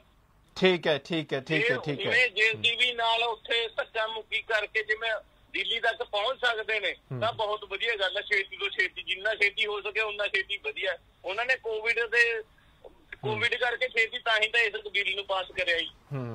ਲੇਕਿਨ ਇਹ ਹੈ ਨਾ ਕਿ ਉੱਥੇ ਸਿਰਫ ਸ਼ੰਭੂ ਬਾਰਡਰ ਹੀ ਨਹੀਂ ਹੈਗਾ। ਸ਼ੰਭੂ ਬਾਰਡਰ ਤਾਂ ਉਹਦਾ ਪਹਿਲਾ ਪੜਾਅ ਹੈ, ਉਸ ਤੋਂ ਬਾਅਦ ਫਿਰ ਅੱਗੇ ਚੱਲ ਕੇ ਅੰਬਾਲਾ, ਕਿਉਂਕਿ ਜਿਹੜੀ ਗੌਰਮੈਂਟ ਹੈਗੀ ਆ ਉੱਥੇ, ਕਿਉਂਕਿ ਮੇਰੀ ਗੱਲ ਹੋਈ ਹੈ ਕਿਸਾਨਾਂ ਨਾਲ, ਖਾਸ ਤੌਰ ਦੇ ਉੱਤੇ ਹਰਿਆਣੇ ਦੇ ਕਿਸਾਨਾਂ ਨਾਲ। ਉਹ ਕਹਿੰਦੇ ਆ ਕਿ ਇੱਥੇ ਜਿਹੜੀ ਗੌਰਮੈਂਟ ਹੈ ਉਹ BJP ਦੀ ਗੌਰਮੈਂਟ ਹੈ, ਔਰ ਜਿਹੜੀ ਪੁਲਿਸ ਹੈ ਜ਼ਾਹਿਰ ਤੌਰ ਦੇ ਉੱਤੇ ਜਿਹੜੇ ਪੁਲਿਸ ਨੇ ਕਹਿਣਾ ਮੰਨਣਾ ਹੁੰਦਾ ਉਹ ਸਰਕਾਰ ਦਾ ਹੀ ਮੰਨਣਾ ਹੁੰਦਾ। ਸੋ ਇਸ ਕਰਕੇ ਇੱਥੇ ਧਰਨਿਆਂ ਦਾ ਮਾਹੌਲ ਬਹੁਤਾ ਚਿਰ, ਮਤਲਬ ਕਿ ਇੱਥੇ ਲੰਮੇ ਧਰਨੇ ਨਹੀਂ ਲਾਏ ਜਾ ਸਕਦੇ ਕਿਉਂਕਿ ਪੁਲਿਸ ਨਹੀਂ ਸਪੋਰਟ ਕਰ ਰਹੀ ਹੈ ਧਰਨੇ ਨੂੰ, ਪੁਲਿਸ ਚੱਕ ਦਿੰਦੀ ਹੈ ਧਰਨਿਆਂ ਨੂੰ। ਪੰਜਾਬ ਦੇ ਵਿੱਚ ਖਾਸ ਤੌਰ ਦੇ ਉੱਤੇ ਇਹ ਧਰਨੇ ਇਸ ਵਾਸਤੇ ਕਾਮਯਾਬ ਹੋ ਰਹੇ ਨੇ ਕਿਉਂਕਿ ਪੰਜਾਬ ਦੇ ਵਿੱਚ ਜਿਹੜੀ ਗੌਰਮੈਂਟ ਹੈਗੀ ਆ ਉਹ ਕਾਂਗਰਸ ਦੀ ਹੈ। ਸੋ ਪੰਜਾਬ ਇੱਕ ਫਾਇਦਾ ਇਹ ਜਿਹੜਾ ਫਾਇਦਾ ਹੈ ਕਿਸਾਨਾਂ ਨੂੰ ਜ਼ਰੂਰ ਇਸ ਵੇਲੇ ਮਿਲ ਰਿਹਾ ਹੈ ਕਿ ਪੰਜਾਬ ਦੇ ਵਿੱਚ ਜਿਹੜੀ ਗੌਰਮੈਂਟ ਹੈ ਉਹ ਕਾਂਗਰਸ ਦੀ ਹੈ। ਸੋ ਜਿਹੜੇ ਪੁਖਤਾ ਪ੍ਰਬੰਧ ਕੀਤੇ ਜਾ ਰਹੇ ਨੇ, ਲਾਅ ਐਂਡ ਆਰਡਰ ਦੇ ਪੁਲਿਸ ਨੇ ਪੁਖਤਾ ਪ੍ਰਬੰਧ ਕੀਤੇ ਹੋਏ ਨੇ, ਇਸ ਦਾ ਫਾਇਦਾ ਜ਼ਰੂਰ ਕਿਸਾਨਾਂ ਨੂੰ ਮਿਲ ਰਿਹਾ। ਹਾਲਾਂਕਿ ਹਰਿਆਣੇ ਦੇ ਵਿੱਚ ਜਦੋਂ ਮੈਂ ਗੱਲ ਕੀਤੀ ਹੈ, ਅੱਜ ਵੀ ਮੈਂ ਗੱਲ ਕੀਤੀ ਹੈ, ਉੱਥੇ ਕਹਿੰਦੇ ਆ ਕਿ ਹਲੇ ਧਰਨਿਆਂ ਦਾ ਮਾਹੌਲ ਇੰਨਾ ਗਰਮ ਨਹੀਂ ਹੈ ਕਿਉਂਕਿ ਹਾਲਾਂਕਿ ਧਰਨੇ ਲੱਗ ਜ਼ਰੂਰ ਰਹੇ ਨੇ ਕਿਉਂਕਿ ਇੱਥੇ ਗੌਰਮੈਂਟ BJP ਦੀ ਹੈ, ਇਸ ਕਰਕੇ ਜਿਹੜੀ ਪੁਲਿਸ ਵੀ ਹੈ ਜਿਹੜੀ ਆ ਉਹਦੇ ਧਰਨਿਆਂ ਦੇ ਫੇਵਰ 'ਚ ਨਹੀਂ ਹੈ। ਨਹੀਂ ਉਹੀ ਗੱਲ ਹੈ ਨਾ, ਜੇ ਬੈਰੀਕੇਡਿੰਗ ਤੋੜ ਕੇ JCB ਨਾਲ ਪੱਟ ਕੇ ਤਾਂ ਉਹਨਾਂ ਨੂੰ ਪੁਲਿਸ ਵਾਲਿਆਂ ਨੂੰ ਵੀ ਡਰ ਹੋਊਗਾ ਵੀ ਬੈਰੀਕੇਡਿੰਗ ਟੁੱਟੂਗੀ JCB ਵਾਲਿਆਂ ਨਾਲ, ਤਾਂ ਹਰਿਆਣੇ ਵਾਲੇ ਕਿਸਾਨ ਵੀ ਨਾਲ ਹੋਣਗੇ। ਫਿਰ ਜਦੋਂ ਹਰਿਆਣੇ ਦੇ ਵਿੱਚ ਚਲੇ ਗਏ ਤਾਂ ਇਕੱਠ ਹੋਰ ਜ਼ਿਆਦਾ ਹੋਊਗਾ। ਜੀ ਜੀ ਜੀ ਜੀ ਜੀ। ਜੇ ਹੁਣੀ 14 ਦਿਨ ਇਹ ਆਪਾਂ ਇੱਧਰ ਬੈਠੇ ਰਹੇ ਕਿਉਂਕਿ ਮੋਦੀ ਨੂੰ ਹੁਣ ਪਤਾ ਹੀ ਹੋਊਗਾ ਵੀ 14 ਦਿਨ ਚ ਜਿਹੜਾ ਕੋਵਿਡ ਦਾ ਅਸਰ ਆ ਉਹ ਸ਼ੁਰੂ ਹੋ ਜਾਂਦਾ। ਲੇਕਿਨ ਇੱਕ ਹੋਰ ਤਰੀਕਾ ਵੀ ਹੈਗਾ, ਇੱਕ ਹੋਰ ਤਰੀਕਾ ਵੀ ਹੈ ਨਾ, ਜਿੱਦਾਂ ਹੁਣ ਪ੍ਰੋਟੈਸਟ ਹੋ ਰਹੇ ਆ, ਜਿੱਦਾਂ ਤੁਸੀਂ ਸਾਡੇ ਨਾਲ ਇਸ ਵਕਤ ਜੁੜੇ ਆ, ਤੁਹਾਡੀ ਆਵਾਜ਼ ਵੀ ਇਸ ਵਕਤ ਸਰੋਤਿਆਂ ਤੱਕ ਪਹੁੰਚ ਰਹੀ ਆ ਔਰ ਇੱਕ ਤਰੀਕੇ ਦੇ ਨਾਲ ਉਹ ਵੀ એનર્ਜੀ ਦੇ ਰਹੀ ਹੈ ਸਰੋਤਿਆਂ ਨੂੰ ਕਿ ਇੰਨੀ ਦੂਰ ਸਾਊਥ ਕੋਰੀਆ ਦੇ ਵਿੱਚ ਬੈਠੇ ਪੰਜਾਬੀ ਵੀ ਪੰਜਾਬ ਦੇ ਬਾਰੇ ਸੋਚ ਰਹੇ, ਉਹਨਾਂ ਨੂੰ ਪੰਜਾਬ ਦੀ ਚਿੰਤਾ ਹੋ ਰਹੀ ਹੈ। ਤੁਸੀਂ ਭਾਵੇਂ ਇਹਨਾਂ ਧਰਨਿਆਂ ਦੇ ਵਿੱਚ ਹਲੇ ਨਹੀਂ ਬੈਠੇ ਪਰ ਤੁਸੀਂ ਸਾਨੂੰ ਕਾਲ ਕਰ ਰਹੇ ਆ, ਇੱਕ ਤਰੀਕੇ ਦੇ ਨਾਲ ਤੁਸੀਂ ਆਪਣਾ ਜਿਹੜਾ ਫਰਜ਼ ਹੈ ਉਹ ਅਦਾ ਕਰ ਰਹੇ ਹੋ ਔਰ ਇਸੇ ਤਰੀਕੇ ਦੇ ਨਾਲ ਇਹ ਲਹਿਰ, ਕਿਉਂਕਿ ਅੱਜ ਕੱਲ ਜਿਹੜਾ ਟੈਕਨੋਲੋਜੀ ਇੰਨੀ ਵੱਧ ਚੁੱਕੀ ਹੈ, ਖਬਰਾਂ ਪਹੁੰਚ ਜਾਂਦੀਆਂ ਸੈਂਟਰ ਨੂੰ। ਇਸ ਵਕਤ ਪੂਰੀ ਖਬਰਾਂ ਪਹੁੰਚ ਰਹੀਆਂ ਨੇ ਕਿ ਪੰਜਾਬ ਦੇ ਵਿੱਚ ਭਾਵੇਂ ਪੰਜਾਬ ਦੇ ਕਿਸਾਨ ਜਾਂ ਅਸੀਂ ਇੱਥੇ ਬੈਠੇ ਹਾਂ, ਇਸ ਸਟੂਡੀਓ ਦੇ ਵਿੱਚ ਤੁਹਾਡੇ ਨਾਲ ਗੱਲ ਕਰ ਰਹੇ ਹਾਂ, ਅਸੀਂ ਦਿੱਲੀ ਨਹੀਂ ਹਾਂ, ਪਰ ਸਾਡੀ ਜਿਹੜੀ ਆਵਾਜ਼ ਹੈ ਕਿਸਾਨਾਂ ਦੀ ਆਵਾਜ਼ ਹੈ, ਅਸੀਂ ਆਪਣੇ ਰਾਹੀਂ ਕਿਸਾਨਾਂ ਦੀ ਆਵਾਜ਼ ਨੂੰ ਦਿੱਲੀ ਤੱਕ ਪਹੁੰਚਾ ਰਹੇ ਹਾਂ ਔਰ ਕੋਨੇ-ਕੋਨੇ ਤੱਕ ਪਹੁੰਚਾ ਰਹੇ ਹਾਂ ਔਰ ਇਸੇ ਤਰੀਕੇ ਦੇ ਨਾਲ ਇੱਕ ਲਹਿਰ ਉੱਠਦੀ ਹੈ।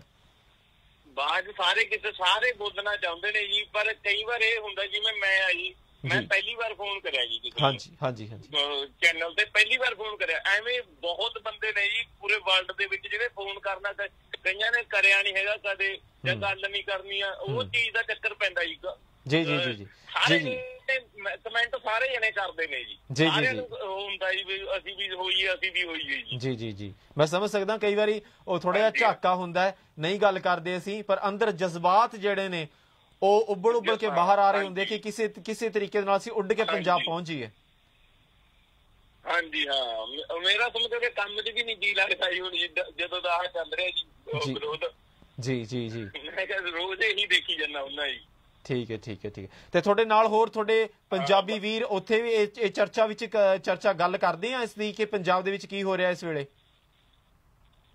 ਹਾਂਜੀ ਹਾਂ, ਉਰੇ ਫੋਨ ਤੇ ਮੈਂ ਤਾਂ ਵੈਸੇ ਇਕੱਲਾ ਹੀ ਕੰਮ ਕਰਦਾ ਜੀ, ਬਾਕੀ ਫੋਨ ਤੇ ਸਾਡੀ ਗੱਲਬਾਤ ਹੁੰਦੀ ਰਹਿੰਦੀ ਹੈ ਜੀ। ਸਾਰੇ ਜਣੇ ਇਹੀ ਸੋਚਦੇ ਨੇ ਵੀ ਸਾਰਿਆਂ ਦੇ ਜਜ਼ਬਾਤ ਤਾਂ ਹੈਗੇ ਹੀ ਨੇ ਜੀ, ਕਿਉਂਕਿ ਜਿੰਨੇ ਵੀ ਬਾਹਰ ਗਏ ਹੋਏ ਨੇ ਬੰਦੇ, ਕੋਈ ਉਹ ਤਾਂ ਹੈ ਨਹੀਂ ਵੀ ਜੇ ਕੋਈ ਇੰਡਸਟਰੀਅਲ ਦਾ ਬੱਚਾ ਵੀ ਉਹ ਬਾਹਰ ਗਿਆ ਹੋਊਗਾ, ਸਾਰੇ ਕਿਸਾਨਾਂ ਦੇ ਬੰਦੇ ਬਾਹਰ ਗਏ ਹੋਏ ਨੇ। ਬਿਲਕੁਲ। ਤੇ ਵੈਸੇ ਤੁਹਾਡਾ ਵੈਸੇ ਤੁਸੀਂ ਇੱਥੇ ਪੰਜਾਬ ਦੇ ਵਿੱਚ ਕਿਹੜੇ ਇਲਾਕੇ ਤੋਂ ਸੰਬੰਧ ਰੱਖਦੇ ਹੋ ਜੀ? ਵੈਸੇ ਪੰਜਾਬ 'ਚ ਕਿਹੜੇ ਇਲਾਕੇ ਤੋਂ ਸੰਬੰਧ ਰੱਖਦੇ ਹੋ ਤੁਸੀਂ? ਮੇਰਾ ਪਟਿਆਲਾ ਇਲਾਕਾ ਜੀ, ਪਟਿਆਲਾ। ਠੀਕ ਹੈ। ਤੁਸੀਂ ਵੀ ਪਹਿਲਾਂ ਪਿਛੋਕੜ ਤੁਹਾਡਾ ਵੀ ਪਹਿਲਾਂ ਕਿਸਾਨੀ ਦਾ ਰਹਿ ਚੁੱਕਾ ਜੀ? ਹਾਂ, ਹੁਣ ਵੀ ਕਿਸਾਨੀ ਕਰਦੇ ਆ ਜੀ, ਮੇਰਾ ਬੜਾ ਭਾਈ ਕਿਸਾਨੀ ਕਰਦਾ ਜੀ ਹੁਣ ਵੀ ਜੀ। ਠੀਕ ਹੈ। ਉਹਨਾਂ ਨਾਲ ਗੱਲਬਾਤ ਹੁੰਦੀ ਹੈ? ਹਾਂਜੀ ਬਿਲਕੁਲ, ਜੇ ਕਿਸਾਨੀ ਨਾਲ ਤੁਸੀਂ ਜੁੜੇ ਹੋਏ ਆ ਤਾਂ ਹੀ ਇਹ ਸਭ ਕੁਝ ਵੇਖ ਕੇ ਮਨ ਵਿੱਚ ਹੌਲ ਵੀ ਉੱਠਦੇ ਨੇ ਔਰ ਜਜ਼ਬਾਤ ਪੈਦਾ ਹੁੰਦੇ ਨੇ। ਸੋ ਬਹੁਤ ਧੰਨਵਾਦ ਜੀ ਤੁਹਾਡਾ, ਤੁਸੀਂ ਬਹੁਤ ਜੀ। ਅਸੀਂ ਅਰਦਾਸ ਕਰਦੇ ਹਾਂ ਪਰਮਾਤਮਾ ਤੁਹਾਨੂੰ ਸਿਹਤਯਾਬੀ ਅਤੇ ਤਰੱਕੀਆਂ ਬਖਸ਼ੇ ਔਰ ਤੁਸੀਂ ਇਸੇ ਤਰੀਕੇ ਦੇ ਨਾਲ ਤਰੱਕੀਆਂ ਕਰਦੇ ਰਹੋ ਅਤੇ ਪੰਜਾਬ ਨੂੰ ਆਪਣੇ ਦਿਲ ਦੇ ਵਿੱਚ ਜ਼ਰੂਰ ਵਸਾਈ ਰੱਖੋ ਜੀ। ਜੀ ਧੰਨਵਾਦ ਸਾਡੇ ਨਾਲ ਗੱਲ ਕਰਨ ਲਈ। ਸੋ ਸਾਊਥ ਕੋਰੀਆ ਤੋਂ ਸਪੈਸ਼ਲੀ ਜੁੜੇ ਹੋਏ ਸਨ ਸਾਡੇ ਨਾਲ। ਔਰ ਜੇ ਹੁਣ ਅਸੀਂ ਗੱਲ ਕਰੀਏ ਅੱਗੇ ਦੀ, ਮਨਦੀਪ ਮਾਨਸਾ ਤੋਂ ਸਾਡੇ ਸਹਿਯੋਗੀ ਮਨੀਸ਼ ਜੁੜ ਚੁੱਕੇ ਨੇ ਜੀ। ਮਨੀਸ਼ ਬਹੁਤ ਧੰਨਵਾਦ, ਤੁਸੀਂ ਸਾਡੇ ਨਾਲ ਦੁਬਾਰਾ ਜੁੜੇ ਹੋ ਜੀ। ਮਨੀਸ਼, ਅਸੀਂ ਗੱਲ ਕਰ ਰਹੇ ਸੀ ਨੌਜਵਾਨੀ ਦੀ, ਸੋ ਤੁਸੀਂ ਕਿਵੇਂ ਵੇਖਦੇ ਆ ਕਿ ਕਿਸ ਤਰੀਕੇ ਦੇ ਜਜ਼ਬਾਤ ਨੌਜਵਾਨੀ ਦੇ ਵਿੱਚ ਇਸ ਵੇਲੇ, ਕਿ ਕਿੰਨਾ ਕੁ ਜਜ਼ਬਾ ਹੈਗਾ ਜੇ ਮੰਨ ਲਓ ਸੰਘਰਸ਼ ਅੱਗੇ ਵੱਧਦਾ ਇਹ ਤਾਂ ਕਿੰਨਾ ਕੁ ਹੌਸਲਾ ਨੌਜਵਾਨਾਂ ਦੇ ਵਿੱਚ ਹੈ, ਬਜ਼ੁਰਗਾਂ ਦੇ ਵਿੱਚ ਹੈਗਾ? ਤੁਸੀਂ ਵੇਖਿਆ ਕਿ ਜੇ ਲੰਬਾ ਸੰਘਰਸ਼ ਚੱਲਦਾ ਕਿ ਉਹ ਇਸ ਨੂੰ ਸੋਚ ਕੇ ਚੱਲ ਰਹੇ ਨੇ? ਬਿਲਕੁਲ, ਮੈਂ ਦੱਸਣਾ ਚਾਹਾਂਗਾ ਜੇ ਆਪਾਂ ਇਸ ਸਮੇਂ ਨੌਜਵਾਨਾਂ ਦੀ ਗੱਲ ਕਰੀਏ, ਜਿਸ ਤਰ੍ਹਾਂ ਅਸੀਂ ਅੱਜ ਮਿਲੇ ਆ ਤੇ ਅੱਜ ਦੇਖਿਆ, ਇਸ ਤੋਂ ਪਹਿਲਾਂ ਵੀ ਅਸੀਂ ਧਰਨਿਆਂ ਦੇ ਵਿੱਚ ਕੁਝ ਦਿਨਾਂ ਦੇ ਦੇਖ ਰਹੇ ਹਾਂ ਜਿਹੜੇ ਨੌਜਵਾਨ ਉਮੜ ਕੇ ਆ ਰਹੇ ਸੀ। ਉਹਨਾਂ ਦਾ ਇਹ ਕਹਿਣਾ ਗਾ ਕਿ ਸਰਕਾਰਾਂ ਭਾਵੇਂ ਜਿੱਥੇ ਵੀ ਬਣ ਜਾਂਦੀਆਂ ਨੇ ਜਾਂ ਉਹ ਜੋ ਵੀ ਆਰਡੀਨੈਂਸ ਪਾਸ ਕਰਨ ਬਾਰੇ ਸੋਚਦੀਆਂ, ਪਰ ਉਹਨਾਂ ਦਾ ਹੱਕ ਬਣਦਾ ਕਿਸਾਨਾਂ ਬਾਰੇ ਪਹਿਲਾਂ ਸੋਚਣ ਦਾ, ਕਿਉਂਕਿ ਆਖਰ ਨੂੰ ਉਹ ਉਹਨਾਂ ਦਾ ਢਿੱਡ ਭਰਦੇ ਆ। ਬਿਲਕੁਲ।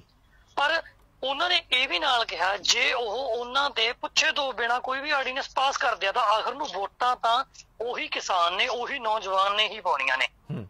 ਉਹਨਾਂ ਦਾ ਕਹਿਣਾ ਗਾ ਵੀ ਜੇ ਤੁਸੀਂ ਨਹੀਂ ਸਮਝ ਸਕਦੇ ਤਾਂ ਆਉਣ ਵਾਲੇ ਸਮੇਂ ਦੇ ਵਿੱਚ ਅਸੀਂ ਇਹ ਵੀ ਜਾਣਦੇ ਹਾਂ ਕਿ ਅਸੀਂ ਦਿੱਲੀ ਦੀ ਇੱਟ ਨਾਲ ਇੱਟ ਖੜਕਾ ਸਕਦੇ ਹਾਂ, ਕਿ ਅਸੀਂ ਉਹਨਾਂ ਨੂੰ ਇਹ ਦਿਖਾ ਸਕਦੇ ਹਾਂ ਕਿ ਅਸੀਂ ਜੋ ਕਰ ਸਕਦੇ ਹਾਂ ਉਹ ਅਸੀਂ ਹੀ ਕਰ ਸਕਦੇ ਹਾਂ। ਤੁਹਾਡੇ ਇਕੱਲੇ ਆਰਡੀਨੈਂਸ ਪਾਸ ਹੋਣ ਨਾਲ ਤੁਸੀਂ ਕੁਝ ਨਹੀਂ ਕਰ ਸਕਦੇ, ਕਿਉਂਕਿ ਆਰਡੀਨੈਂਸ ਸਾਡੇ ਤੇ ਲੱਗਣੇ ਆ ਨਾ, ਅਸੀਂ ਉਹ ਪਾਸ ਨਹੀਂ ਹੋਣ ਦੇਵਾਂਗੇ। ਇੱਟ ਨਾਲ ਇੱਟ ਖੜਕਾਉਣ ਦੀ ਗੱਲ ਕੀਤੀ ਹੈ ਮਨੀਸ਼ ਨੇ। ਜਿਵੇਂ ਕਹਿੰਦੇ ਹੁੰਦੇ ਆ ਕਿ ਜਿਹੜੇ ਪੰਜਾਬੀ ਨੇ ਖਾਸ ਤੌਰ ਦੇ ਉੱਤੇ ਵੀ ਭਾਈ ਕਨਈਆ ਜੀ ਨੂੰ ਅੱਜ ਕੱਲ੍ਹ ਬਹੁਤ ਫੋਲੋ ਕਰਦੇ ਆ, ਪਰ ਹੁਣ ਲੋੜ ਹੈ ਕਹਿੰਦੇ ਕਿ ਬੰਦਾ ਬਹਾਦਰ ਬਣਨ ਦੀ ਵੀ। ਸੋ ਮਨੀਸ਼ ਸਾਡੇ ਨਾਲ ਗੱਲ ਕਰ ਰਹੀ ਸੀ। ਮਨੀਸ਼ ਤੋਂ ਇੱਕ ਹੋਰ ਜਾਣਕਾਰੀ ਖਾਸ ਤੌਰ ਦੇ ਉੱਤੇ ਲੈਣ ਦੀ ਕੋਸ਼ਿਸ਼ ਕਰਾਂਗੇ। ਮਨੀਸ਼ ਦੱਸ ਰਹੇ ਸੀ ਕਿ ਪਹਿਲਾਂ ਜਿਹੜੇ ਧਰਨੇ ਹੁੰਦੇ ਸੀ ਉਹਦੇ ਵਿੱਚ ਜ਼ਿਆਦਾ ਬਜ਼ੁਰਗ ਆਉਂਦੇ ਸੀ, ਪਰ ਹੁਣ ਇੱਕ ਖਾਸ ਗੱਲ ਇਹ ਇਹਨਾਂ ਧਰਨਿਆਂ ਦੇ ਵਿੱਚ ਵੇਖਣ ਨੂੰ ਮਿਲ ਰਹੀ ਹੈ ਕਿ ਨੌਜਵਾਨਾਂ ਨੇ ਇੰਟਰਸਟ ਲੈਣਾ ਸ਼ੁਰੂ ਕਰ ਦਿੱਤਾ। ਇੱਕ ਲੋਕ ਲਹਿਰ ਬਣਦੀ ਜਾ ਰਹੀ ਹੈ ਔਰ ਇਸ ਲੋਕ ਲਹਿਰ ਦੇ ਵਿੱਚ ਜ਼ਾਹਰ ਤੌਰ ਦੇ ਉੱਤੇ ਆਉਣ ਵਾਲੇ ਸਮੇਂ ਦੇ ਵਿੱਚ ਬਹੁਤ ਸਾਰੇ ਨੇਤਾ ਵੀ ਸਾਨੂੰ ਵੇਖਣ ਨੂੰ ਮਿਲਣਗੇ। ਪਰ ਹੁਣ ਗੱਲ ਕਰਦੇ ਹਾਂ ਮਨੀਸ਼, ਇੱਕ ਗੱਲ ਜ਼ਰੂਰ ਇੱਥੇ ਸਮਝਣ ਵਾਲੀ ਹੈ ਕਿ ਜਦੋਂ ਅਸੀਂ ਵੋਟ ਦੇ ਦਿੰਦੇ ਹਾਂ ਕਿਸੇ ਨੂੰ, ਮੰਨ ਲਓ ਅਸੀਂ ਨੇਤਾ ਬਣਾਤਾ, ਇੱਕ ਅਸੀਂ ਆਪਣਾ ਆਗੂ ਚੁਣ ਲਿਆ ਵੋਟਾਂ ਦੇ ਕੇ, ਤਾਂ ਕੀ ਅਸੀਂ ਉਸ ਨੂੰ ਇਹ ਹੱਕ ਦੇਤਾ ਕਿ ਉਹ ਸਾਡੀ ਜ਼ਿੰਦਗੀ ਦੇ ਹੁਣ ਫੈਸਲੇ ਕਰਨ ਦੇ ਹੱਕਦਾਰ ਹੋ ਗਿਆ ਕਿ ਹੁਣ 5 ਸਾਲਾਂ ਲਈ ਉਹ ਸਾਡੀ ਜ਼ਿੰਦਗੀ ਲਈ ਕੁਝ ਵੀ ਕਰ ਸਕਦਾ ਹੈ? ਬਿਲਕੁਲ, ਜੇ ਆਪਾਂ ਇਹੀ ਗੱਲ ਕਰੀਏ, ਇੱਕ ਤਾਂ ਇਹ ਆ ਦੇਖੋ, ਹੁਣ ਤੱਕ ਜੋ ਇਸ ਤੋਂ ਪਹਿਲਾਂ ਚੱਲ ਰਿਹਾ ਸੀਗਾ, ਉੱਥੇ ਨੌਜਵਾਨ ਵੋਟ ਪਾਉਣ ਜਾਂਦਾ ਸੀ, ਬਜ਼ੁਰਗ ਪਾਉਣ ਜਾਂਦਾ ਸੀ। ਇਸ ਤੋਂ ਪਹਿਲਾਂ ਇਹ ਸਿਸਟਮ ਸੀਗਾ ਵੀ ਕਿਸੇ ਨੇ ਆ ਕੇ ਉਹਨਾਂ ਨੂੰ ਪੈਸਾ ਦਿੱਤਾ ਜਾਂ ਸ਼ਰਾਬ ਦਿੱਤੀ, ਉਦੋਂ ਉਹ ਲਾਈ ਲੱਗ ਹੋ ਜਾਂਦੇ ਸੀ, ਚੱਲਦੇ ਸੀ। ਪਰ ਹੁਣ ਇੰਨਾ ਕੁ ਯੂਥ ਦੇ ਨਾਲ ਨਾਲ ਬਜ਼ੁਰਗ ਵੀ ਸਮਝਣ ਲੱਗ ਚੁੱਕੇ ਆ ਕਿ ਸਾਨੂੰ ਇਹ ਇੱਕ ਵਾਰ 500, 2000, 1000 ਰੁਪਇਆ ਦੇ ਕੇ ਜਾਂ ਪੈਸਾ ਦੇ ਕੇ ਜਾਂ ਸ਼ਰਾਬ ਦੇ ਕੇ ਇਹ ਸਾਨੂੰ ਖਰੀਦ ਲੈਂਦੇ ਆ। ਤੇ ਕੱਲ ਨੂੰ ਜੇ ਆਉਣ ਵਾਲਾ ਜਿਹੜਾ ਸਮਾਂ, ਉਹ ਇਹ ਸੋਚ ਲੈਂਦੇ ਆ ਜਿਹੜੇ ਲੀਡਰ ਨੇ ਵੀ 5 ਸਾਲੇ ਸਾਡੇ ਹੱਥਾਂ ਦੀ ਕਠਪੁਤਲੀ ਬਣ ਗਏ। ਪਰ ਹੁਣ ਉਹ ਇਹ ਬਣਨਾ ਨਹੀਂ ਚਾਹੁੰਦੇ ਤੇ ਉਹ ਇਹ ਵੀ ਕਹਿੰਦੇ ਅਸੀਂ ਕਰਕੇ ਦਿਖਾਵਾਂਗੇ ਵੀ ਕਿ ਅਸੀਂ ਕੀ ਕਰ ਸਕਦੇ ਹਾਂ। ਹੁਣ ਵੋਟਰ ਕਹਿ ਸਕਦੇ ਹਾਂ ਆਪਾਂ, ਨੌਜਵਾਨ ਤਾਂ ਚਲੋ ਪਹਿਲਾਂ ਹੀ ਜ਼ਿਆਦਾ ਸਮਝਦਾਰ ਹੁੰਦਾ ਜਾਂਦਾਗਾ। ਠੀਕ ਹੈ, ਉਹ ਇਹ ਸੋਚ ਰਿਹਾ, ਉਹ ਕਹਿ ਰਿਹਾ ਵੀ ਜਿਹੜਾ 5 ਸਾਲ ਪਹਿਲਾਂ ਤੁਸੀਂ ਸਾਡੇ ਖਾਦੇ ਆ ਨਾ, ਹੁਣ ਅਸੀਂ 5 ਸਾਲ ਕੀ, ਅਸੀਂ ਤੁਹਾਨੂੰ 5 ਦਿਨ ਵੀ ਧਾਰੇ ਨਹੀਂ ਦਿੱਤੇ।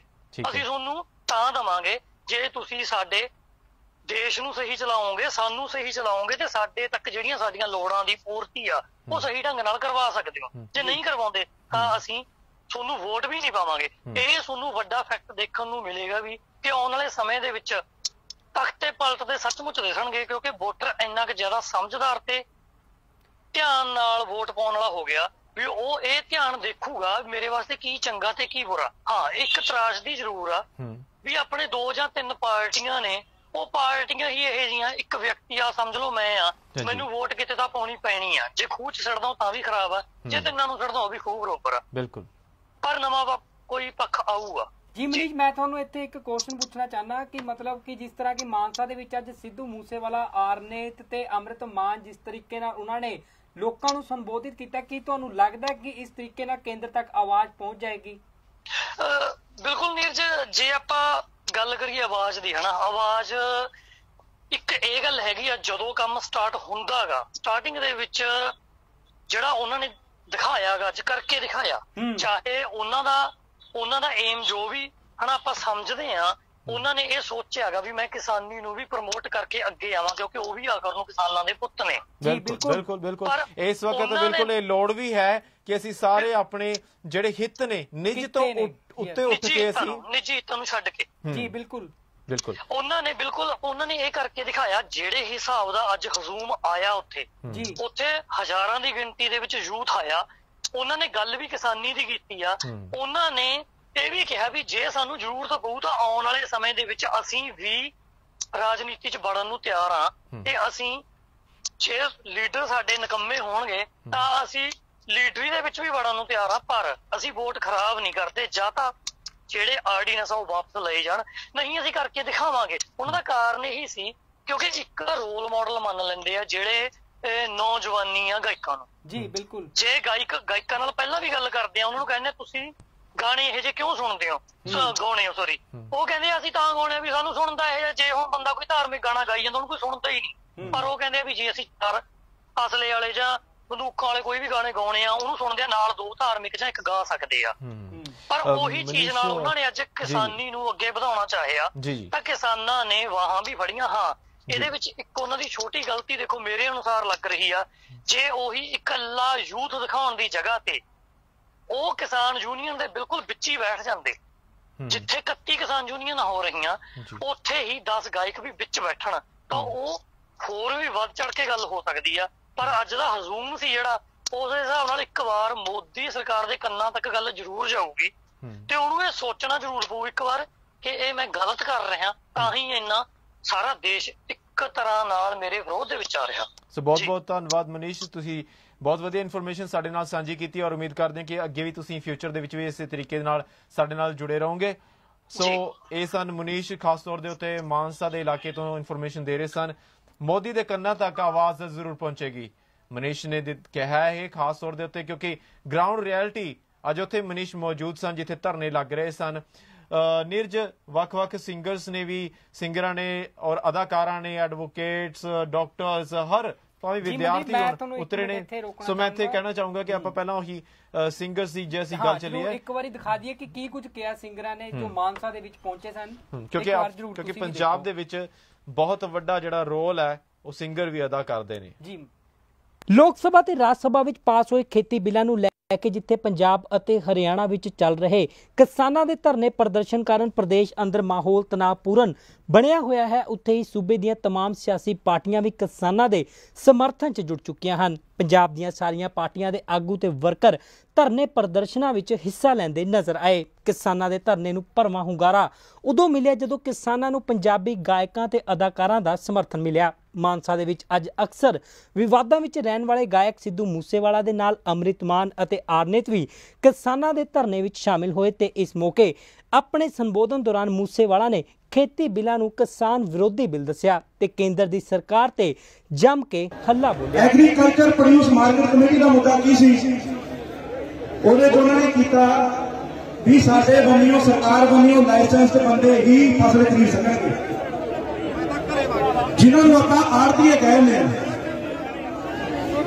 ਮੈਨੂੰ ਲੱਗਦਾ ਹੁਣ 7 ਸਾਲਾਂ ਤਕਰੀਬਨ ਹੋ ਗਿਆ। 1947 ਤੋਂ ਬਾਅਦ APMC ਚੱਲਣ ਲੱਗ ਗਿਆ। ਉਹਦੇ ਚ ਕੀ ਕੀਤਾ ਗਿਆ? MSP ਦਿੱਤੀ ਗਈ। MSP ਦਾ ਕੀ ਮੀਨਿੰਗ ਹੈ? Minimum supporting price. ਵੀ ਘੱਟੋ ਘੱਟ ਭਾਈ ਇੰਨੇ ਰੇਟ ਦਾ ਸਾਡੀ ਫਸਲ ਕੀ ਕਰੂਗੀ? ਵਿਕੂਗੀ। ਇੱਥੋਂ ਘੱਟ ਕੋਈ ਰੇਟ ਦੇ ਹੀ ਨਹੀਂ ਸਕਦਾ। MSP ਨਾਲ ਕੀ ਹੋ ਗਿਆ? ਵੀ ਇੱਕ ਸਰਕਾਰ ਵੱਲੋਂ ਇੱਕ ਆਪਾਂ ਨੂੰ ਤੈਅ ਰੇਟ ਮਿਲ ਗਿਆ, ਜਿਹਦੇ ਚ ਆਪਾਂ ਉਹਨੇ ਰੇਟ ਤੋਂ ਜ਼ਿਆਦਾ ਫਸਲ ਖਰੀਦ ਸਕਦੇ ਨੇ। ਜਿਹੜੇ ਆੜਤੀ ਹੋਣਗੇ ਉਹ ਤੋਂ ਘੱਟ ਵੀ ਵਿਕਣਗੇ। ਪਰ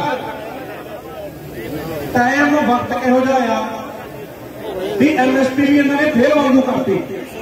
MSP ਨੇ ਕੀ ਕੀਤਾ? ਇਹਨਾਂ ਨੇ ਭੰਗ ਕਰਨਾ ਹੀ ਕਰਤੀ, ਕਿਉਂਕਿ ਸਿਰਫ 6% ਕਿਸਾਨ ਆ ਸਾਰੇ ਦੇਸ਼ ਦਾ ਜਿਹਨੂੰ MSP ਮਿਲ ਰਹੀ ਹੈ, ਯਾਨੀ ਕਿ ਜਿਹੜੀ ਮਿਨੀਮਮ ਸਪੋਰਟਿੰਗ ਪ੍ਰਾਈਸ ਮਿਲ ਰਹੀ ਹੈ ਪੂਰੇ 6% ਕਿਸਾਨਾਂ ਨੂੰ ਮਿਲ ਰਹੀ ਹੈ। ਉਹ ਤੋਂ ਬਾਅਦ ਕੀ ਹੋਇਆ? ਹੁਣ ਇਹ ਕੀ ਕਰਨ ਲੱਗੇ ਨੇ? ਇੱਕ ਬਿੱਲ ਲੈ ਕੇ ਆ ਰਹੇ ਨੇ, ਕਿਹੜਾ ਬਿੱਲ? ਖੇਤੀ ਵਿਰੋਧੀ ਬਿੱਲ। ਉਹ ਬਿੱਲ ਦੇ ਵਿੱਚ ਕੀ ਹੈ? ਇਹਨਾਂ ਨੇ ਬਿੱਲ ਲਿਆਂਦਾ, ਬਿੱਲ ਦੇ ਕੋਈ ਕੀ ਕਹਿੰਦੇ ਨੇ? ਕਹਿੰਦੇ ਸਰਕਾਰ ਨਹੀਂ ਖਰੀਦੂਗੀ ਕੁਝ ਵੀ, ਖਰੀਦਣਗੇ ਅਡਾਨੀ ਤੇ ਅੰਬਾਨੀ ਵਰਗੇ। ਅੱਗੇ ਫਿਰ ਉਹ ਬਿੱਲ ਨੂੰ ਅਟੈਕ ਕਰਨ ਵਾਸਤੇ ਕੀ ਦਿੱਤਾ? ਕਹਿੰਦੇ ਕੋਈ ਟੈਕਸ ਨਹੀਂ ਕਰਦੇ। ਅਸੀਂ ਕੋਲੋਂ ਕਿਹਾ ਵੀ ਅਸੀਂ ਟੈਕਸ ਨਹੀਂ ਕਰਨਾ, ਟੈਕਸ ਦੇਵਾਂਗੇ ਅਸੀਂ, ਸਾਨੂੰ ਮਿਲ ਜਾਓ ਫਸਲਾਂ ਦੇ। ਇਹ ਕੀ ਕਰਨਾ ਚਾਹੁੰਦੇ ਆ ਵੀ ਆਪਾਂ ਟੈਕਸ ਬੰਦ ਕਰ ਦਿੰਦੇ ਆ ਤੇ ਕਿਸਾਨਾਂ ਨੂੰ ਆਪਾਂ ਉੱਧਰ ਕਰਕੇ ਚਲਾ ਆਉਂਦੇ ਆ, ਉੱਥੋਂ ਢੂਹੇ ਲੱਗ ਪਾਉਣੇ ਤੁਰੇ ਫਿਰਦੇ। ਗੱਲ ਇਹ ਹੈ ਕਿ ਨਹੀਂ ਹੈ? ਸਾਡਾ ਕਿਸੇ ਸਰਕਾਰ ਨਾਲ ਕਿਸੇ ਠੇਕੇ ਨਾਲ ਵਿਰੋਧ ਨਹੀਂ, ਪਰ ਜਿੱਥੇ ਸਾਡੀ ਰੋਟੀ ਕੋਈ ਜਾਊ ਅਸੀਂ ਵੱਖਰਾ ਪਾੜ ਜਾਵਾਂਗੇ। ਠੀਕ ਹੈ ਨਾ ਜੀ?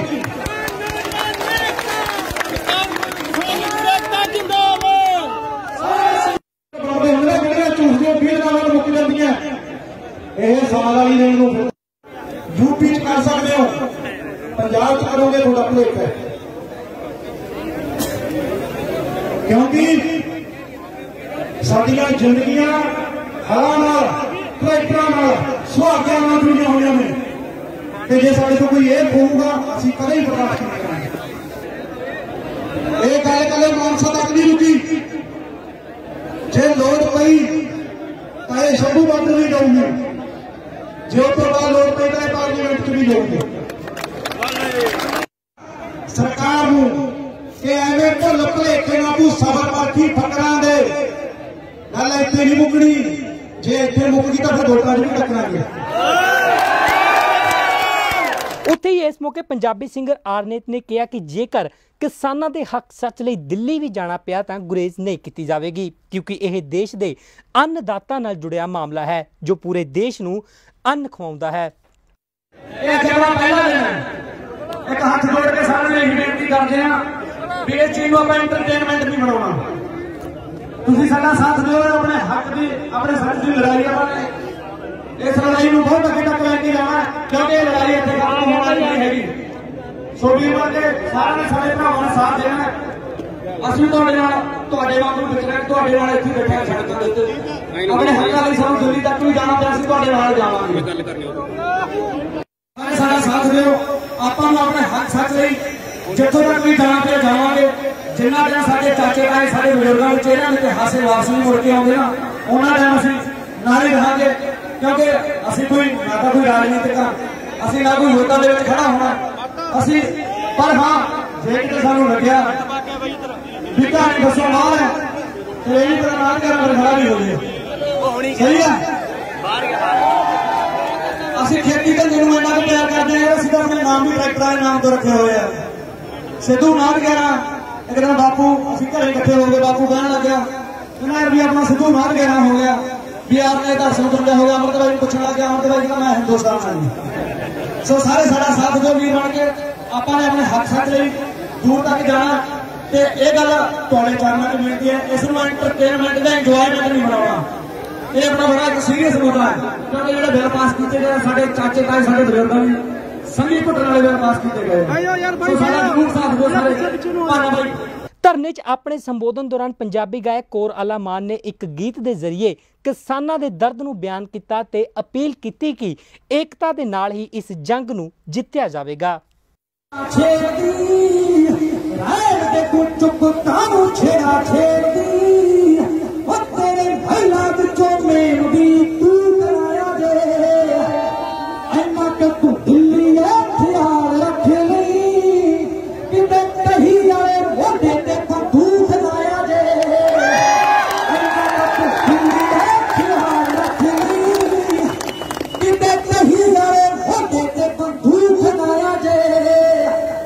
सो भाई सारे जाने एकता रखियो, एक झंडे की गल। मैंने बड़े मैसेज आए कि तुम आप झंडा अलग ही कर लिया, मजदूर का ना नहीं दिता। मैं कहना जो अपना जट के नाल कोई भी मेरा तीर तरह काम करता है नाल सीरी वाली खेती वो भी नहीं करता, दूजा भी नहीं करता। तो मैंने दसो किसान है होर की है, मजदूर का किसान ही है, वो भी खेतों की काम करता। यूपी वाला सिस्टम चल रहा है, यूपी वाला की कर रहा बेचारे 10-10 किले वाले अपने इतने आए आप कितने आने सोचना भी ना वीडियो। एकता रखियो, जितने कहोगे उत्थे जावांगे, इतने कला कलाकार करके नहीं आए। मैं तो पटियाले गए बड़े लोगों ने मैसेज उधर नहीं ले गया, कोई ऐसे गए तो है हाँ बिना छोटे वर्गे पिंडा च रहने बस इन्ना का ख्याल रखियो। बारी बारी बेनती करना सुन के एकता रखियो। ਉੱਥੇ ਹੀ ਇਸ ਮੌਕੇ ਪੰਜਾਬੀ ਗਾਇਕ ਅੰਮ੍ਰਿਤ ਮਾਨ ਨੇ ਵੀ ਕਿਸਾਨਾਂ ਦੇ ਹੱਕ 'ਚ ਆਵਾਜ਼ ਬੁਲੰਦ ਕੀਤੀ ਤੇ ਅਪੀਲ ਕੀਤੀ ਕਿ ਇਸ ਬਿੱਲ ਖਿਲਾਫ ਮਿਲ ਕੇ ਸਾਰਿਆਂ ਨੂੰ ਇਕਮੁੱਠ ਹੋ ਕੇ ਜੰਗ ਜਿੱਤਣੀ ਹੋਵੇਗੀ। मैं ये कहना कि ये किसान विरोधी बिल नहीं है, लोक विरोधी बिल है। जेडे मेरे वीर भरा अज इत्थे आए हैं, मैं उन्होंने का धन्यवाद करदा। आपदे खेतों की खातर, आपदे हकों की खातर आपां इत्थे इकट्ठे होए हैं। मेरा भरा सिद्धू मूसेवाला दा एरिया सानूं उहदे हक नाल, मान नाल, प्यार नाल इत्थे सद्दा दित्ता। एक वारी तालियां आपदे एरिया दे नाल ला दित्ता।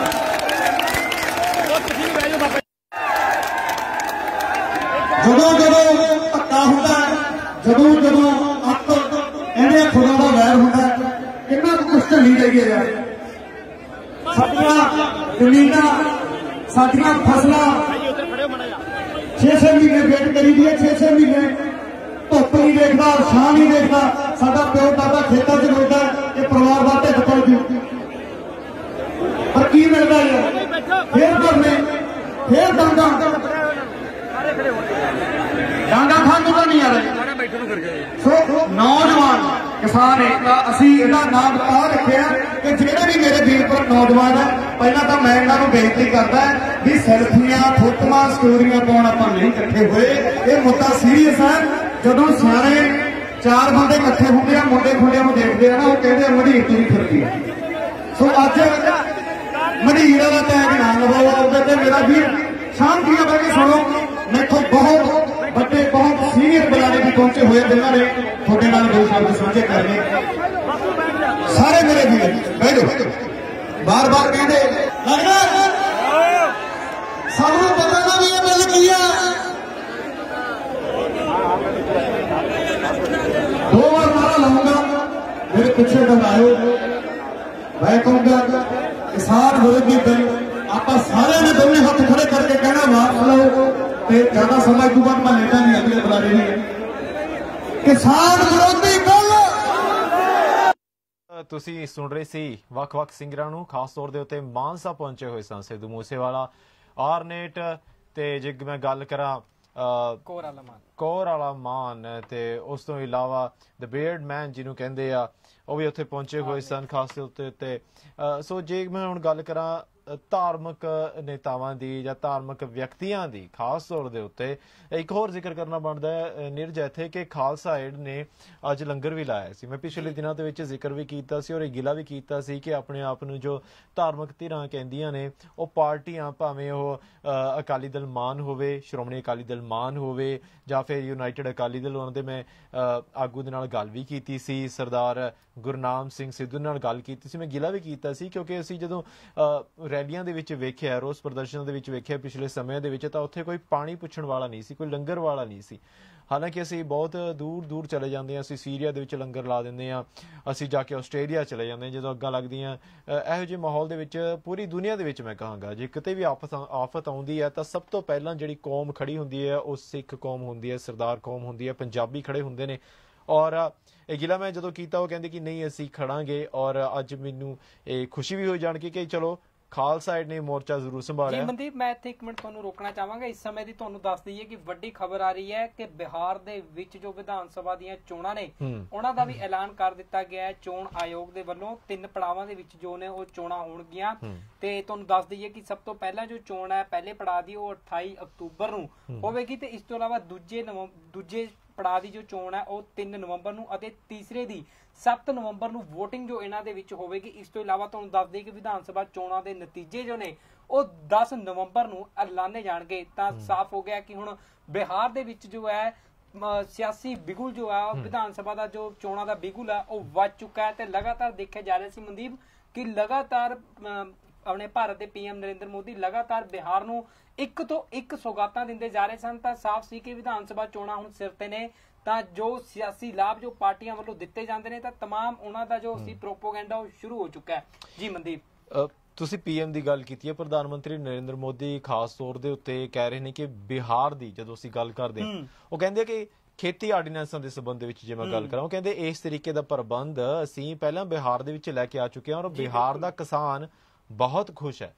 ਉਹ ਕਹਿੰਦੇ ਆ ਕਿ ਹੁਣ ਤਾਂ ਬਲਕਿ ਇਹਨਾਂ ਨੇ ਬਹੁਤ ਲੋਕੀ ਇਸ ਚੀਜ਼ ਦਾ ਮਜ਼ਾਕ ਇਸ ਚੀਜ਼ ਨੂੰ ਮਜ਼ਾਕ ਨਾਲ ਲੈਣ ਲੱਗੇ ਆ। ਉਹ ਕਹਿੰਦੇ ਆ ਕਿ ਇੱਕ ਪਾਸੇ ਕਹਿੰਦੇ ਸੀ ਕਿ ਪੰਜਾਬ ਨੂੰ ਕੈਲੀਫੋਰਨੀਆ ਬਣਾ ਦਾਂਗੇ ਕਿਉਂਕਿ ਅਕਸਰ ਪਹਿਲਾਂ ਇਹ ਚੱਲਿਆ ਸੀਗਾ ਸੁਖਬੀਰ ਬਾਦਲ ਨੇ ਬਿਆਨ ਵੀ ਦਿੱਤੇ ਸਨ ਪਿਛਲੇ ਸਮੇਂ ਦੇ ਵਿੱਚ ਕਿ ਮੈਂ ਪੰਜਾਬ ਨੂੰ ਕੈਲੀਫੋਰਨੀਆ ਬਣਾ ਦਿੱਤਾ ਹੈ ਕੈਲੀਫੋਰਨੀਆ ਵਰਗੀ ਸੜਕਾਂ ਬਣਾ ਦਿੱਤੀਆਂ ਤੇ ਹੁਣ ਇੱਕ ਬਹੁਤ ਵੱਡਾ ਇੱਕ ਤਰੀਕੇ ਦੇ ਨਾਲ ਮਜ਼ਾਕ ਵੀ ਇਸ ਚੀਜ਼ ਨੂੰ ਲੈ ਕੇ ਜਾਇਆ ਜਾ ਰਿਹਾ ਹੈ ਮਜ਼ਾਕ ਦੇ ਤੌਰ ਦੇ ਉੱਤੇ ਕਿ PM ਮੋਦੀ ਕਹਿੰਦੇ ਨੇ ਕਿ ਮੈਂ ਬਿਹਾਰ ਦੇ ਵਿੱਚ ਜੋ ਸਿਸਟਮ ਲੈ ਕੇ ਆਂਦਾ ਹੈ ਉਹੀ ਹੁਣ ਸਿਸਟਮ ਪੰਜਾਬ ਅਤੇ ਹਰਿਆਣਾ ਦੇ ਵਿੱਚ ਲੈ ਕੇ ਆਣਾ ਹੈ। ਸੋ ਲੋਕੀ ਇਹ ਕਹਿਣ ਲੱਗੇ ਨੇ ਕਿ ਹੁਣ ਪੰਜਾਬ ਨੂੰ ਬਿਹਾਰ ਬਣਾਉਣ ਦੀ ਤਿਆਰੀ ਕੀਤੀ ਜਾ ਰਹੀ ਹੈ। ਕੀ ਲੱਗਦਾ? ਬਿਲਕੁਲ ਤੋਂ ਜਿੱਦਾਂ ਕਿ ਉਹਨਾਂ ਨੇ ਤਾਂ ਉਸ ਟਾਈਮ ਜਦ ਲਾਈਵ ਹੋਈ ਸੀ ਉਸ ਸਮੇਂ ਉਹਨਾਂ ਨੇ ਕਿਹਾ ਸੀ ਕਿ ਜੋ ਬਿਹਾਰ ਦੀ ਜੋ ਦੇਣ ਹੈ ਦੇਸ਼ ਨੂੰ ਇੰਜੀਨੀਅਰ ਵੀ ਬਿਹਾਰ ਨੇ ਬਹੁਤ ਦਿੱਤੇ ਨੇ। ਇਸ ਤੋਂ ਇਲਾਵਾ IAS PCS ਅਧਿਕਾਰੀ ਵੀ ਤਕਰੀਬਨ ਨਿਕਲਦੇ ਨੇ ਉੱਥੋਂ ਜੋ ਦੇਸ਼ ਦੀ ਸੇਵਾ ਦੇ ਵਿੱਚ ਅਹਿਮ ਯੋਗਦਾਨ ਪਾਉਂਦੇ ਨੇ। ਇਸ ਤੋਂ ਇਲਾਵਾ ਜੋ ਉਹਨਾਂ ਨੇ ਇਹਨਾਂ ਬਿੱਲਾਂ ਦੀ ਗੱਲ ਕੀਤੀ ਸੀ ਕਿ ਉੱਥੇ ਨੀਤੀ ਸਰਕਾਰ ਨੇ ਜੋ ਨੇ ਲਾਗੂ ਕਰ ਦਿੱਤੇ ਨੇ ਪਰੰਤੂ ਇਹ ਤਾਂ ਹੁਣ ਉੱਥੇ ਦੀ ਜੋ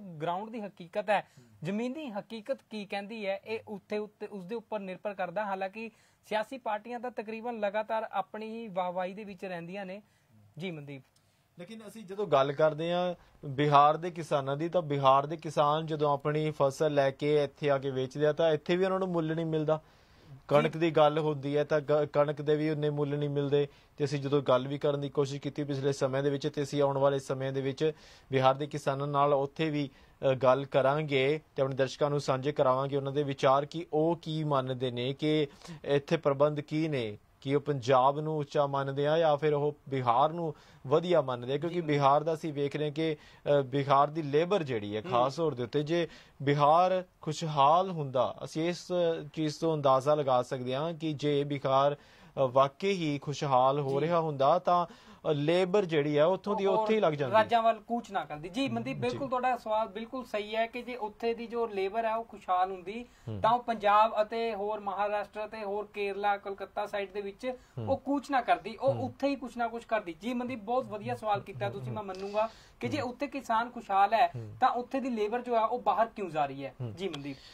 ਨੀਰਜ, ਹੁਣ ਅਸੀਂ ਗੱਲ ਕਰ ਲੈਂਦੇ ਹਾਂ ਹਰਭਜਨ ਮਾਨ ਦੀ। ਇੱਕ ਵਾਰੀ ਫੇਰ ਦੁਬਾਰਾ ਸਿੰਗਰਾਂ ਤੇ ਆਉਂਦੇ ਆ ਕਿਉਂਕਿ ਉਹਨਾਂ ਨੇ ਵੀ ਆਪਣੀ ਤਕਰੀਰਾਂ ਦਿੱਤੀਆਂ ਨੇ ਔਰ ਬਹੁਤ ਗਰਮਜੋਸ਼ੀ ਦੇ ਨਾਲ ਜੋ ਪੰਜਾਬ ਦੇ ਸਿੰਗਰ ਸੀ ਉਹ ਇਹਨਾਂ ਆਰਡੀਨੈਂਸਾਂ ਦੇ ਖਿਲਾਫ, ਇਹਨਾਂ ਬਿੱਲਾਂ ਦੇ ਖਿਲਾਫ ਉਤਰੇ ਤੇ ਜੋ ਇੱਕ ਯੂਥ ਸੀ, ਜੋ ਉਹਨਾਂ ਦਾ ਹਜ਼ੂਮ ਸੀਗਾ, ਉਹ ਦੇਖਣ ਲਾਇਕ ਬਣ ਰਿਹਾ ਸੀ। ਜੀ ਮਨਦੀਪ, ਹਰਭਜਨ ਮਾਨ। ਸੋ ਹਰਭਜਨ ਮਾਨ ਨੂੰ ਸੁਣ ਲੈਂਦੇ ਆ ਕੀ ਕਹਿ ਰਹੇ ਨੇ ਮਾਨ ਸਾਹਿਬ। ਜੀ ਬਿਲਕੁਲ। ਦੇਖਿਆ ਸਾਰੇ ਕਿਸਾਨਾਂ ਦੇ ਪੁੱਤਾਂ ਸੀ, ਮੇਰਾ ਬੇਟਾ ਵੀ ਨਾਲ ਚੱਲ ਕੇ ਆਇਆ ਅਵਕਾਸ਼ ਮਾਨ, ਉਹ ਕਹਿੰਦੇ ਆਪਦੇ ਤਾਂ ਕੈਨੇਡਾ ਤੋਰੇ ਵਿਆਹ ਖੜਾ, ਮੇਰਾ ਵੀ ਤੁਹਾਡੇ ਵਿੱਚ ਖੜਾ। ਗੱਲ ਇਸ ਤਰ੍ਹਾਂ, ਇੱਕ ਦੋ ਗੱਲਾਂ, ਕਿਉਂਕਿ ਡਿਊਟੀ ਮੇਰੀ ਇਕੱਲੇ ਦੀ ਆ। ਬਾਬੇ ਨੇ ਸਭ ਤੋਂ ਪਹਿਲਾਂ ਮੁਹਿੰਮ ਸਾਡੇ ਵਿੱਚੋਂ ਸ਼ੁਰੂ ਕੀਤੀ ਔਰ ਅਸੀਂ ਤੁਹਾਡੇ ਨਾਲ ਵਾਅਦਾ ਕਰਦੇ ਆ ਇਹ ਗੱਲ ਅੱਜ 25 ਨੂੰ ਖਤਮ ਨਹੀਂ ਹੋ ਜੂਗੀ। ਸਾਡੀ ਬੱਲੇ ਬੱਲੇ ਸਾਡੇ ਹੇਠ ਮਹਿੰਗੀਆਂ ਗੱਡੀਆਂ ਦੇਸ਼ਾਂ ਵਿਦੇਸ਼ਾਂ ਦੇ ਨਾਲ ਆਮ ਕਿਸਾਨਾਂ ਦੇ ਪੁੱਤਾਂ ਦੇ ਪਾਸਪੋਰਟ ਭਰ ਗਏ, ਦੁਨੀਆ ਘੁੰਮ ਲਈ। ਇੱਕੋ ਇੱਕ ਕਾਰਨ, ਤੁਹਾਡੀਆਂ ਤਾੜੀਆਂ, ਤੁਹਾਡੀਆਂ ਬੱਲੇ ਬੱਲੇ, ਸਾਨੂੰ ਸ਼ਾਬਾਸ਼, ਤੁਹਾਡੀਆਂ ਵਿਆਹ ਸ਼ਾਦੀਆਂ ਸਾਡੇ ਲਾਏ ਖਾੜੇ ਜਿਹਨੇ ਸਾਡੀਆਂ ਜੇਬਾਂ ਭਰਤੀਆਂ। ਅੱਜ ਤੁਸੀਂ ਸੜਕਾਂ ਤੇ ਹੋ, ਤੁਹਾਡੀ ਜ਼ਿੰਦਗੀ ਮੌਤ ਦਾ ਸਵਾਲ ਆ ਤਾਂ ਇਹ ਸਾਡੀ ਵੀ ਜ਼ਿੰਦਗੀ ਮੌਤ ਦਾ ਸਵਾਲ ਆ। ਸਾਨੂੰ ਇੱਕ ਮਿੰਟ ਲਈ ਵੀ ਸਾਨੂੰ ਕਲਾਕਾਰ ਨਾ ਸਮਝੋ। ਜਿੰਨੀ ਦੇਰ ਇਹ ਧਰਨੇ ਚੱਲਣਗੇ, ਜਿੰਨੀ ਦੇਰ 3 ਆਰਡੀਨੈਂਸ ਵਾਪਸ ਨਹੀਂ ਹੋਣਗੇ, ਓਨੀ ਦੇਰ ਜਿੱਥੇ ਜਿਵੇਂ ਸਾਡੀ ਡਿਊਟੀ ਲਾਉਂਗੇ, ਅਸੀਂ ਆ ਖੜੇ ਵਾਅਦਾ ਕਰਦੇ ਆ ਪੰਚਾਇਤ 'ਚ, ਅਸੀਂ ਤੁਹਾਡੇ ਨਾਲ ਆ, ਉੱਥੇ ਅਸੀਂ ਖੜਾਂਗੇ।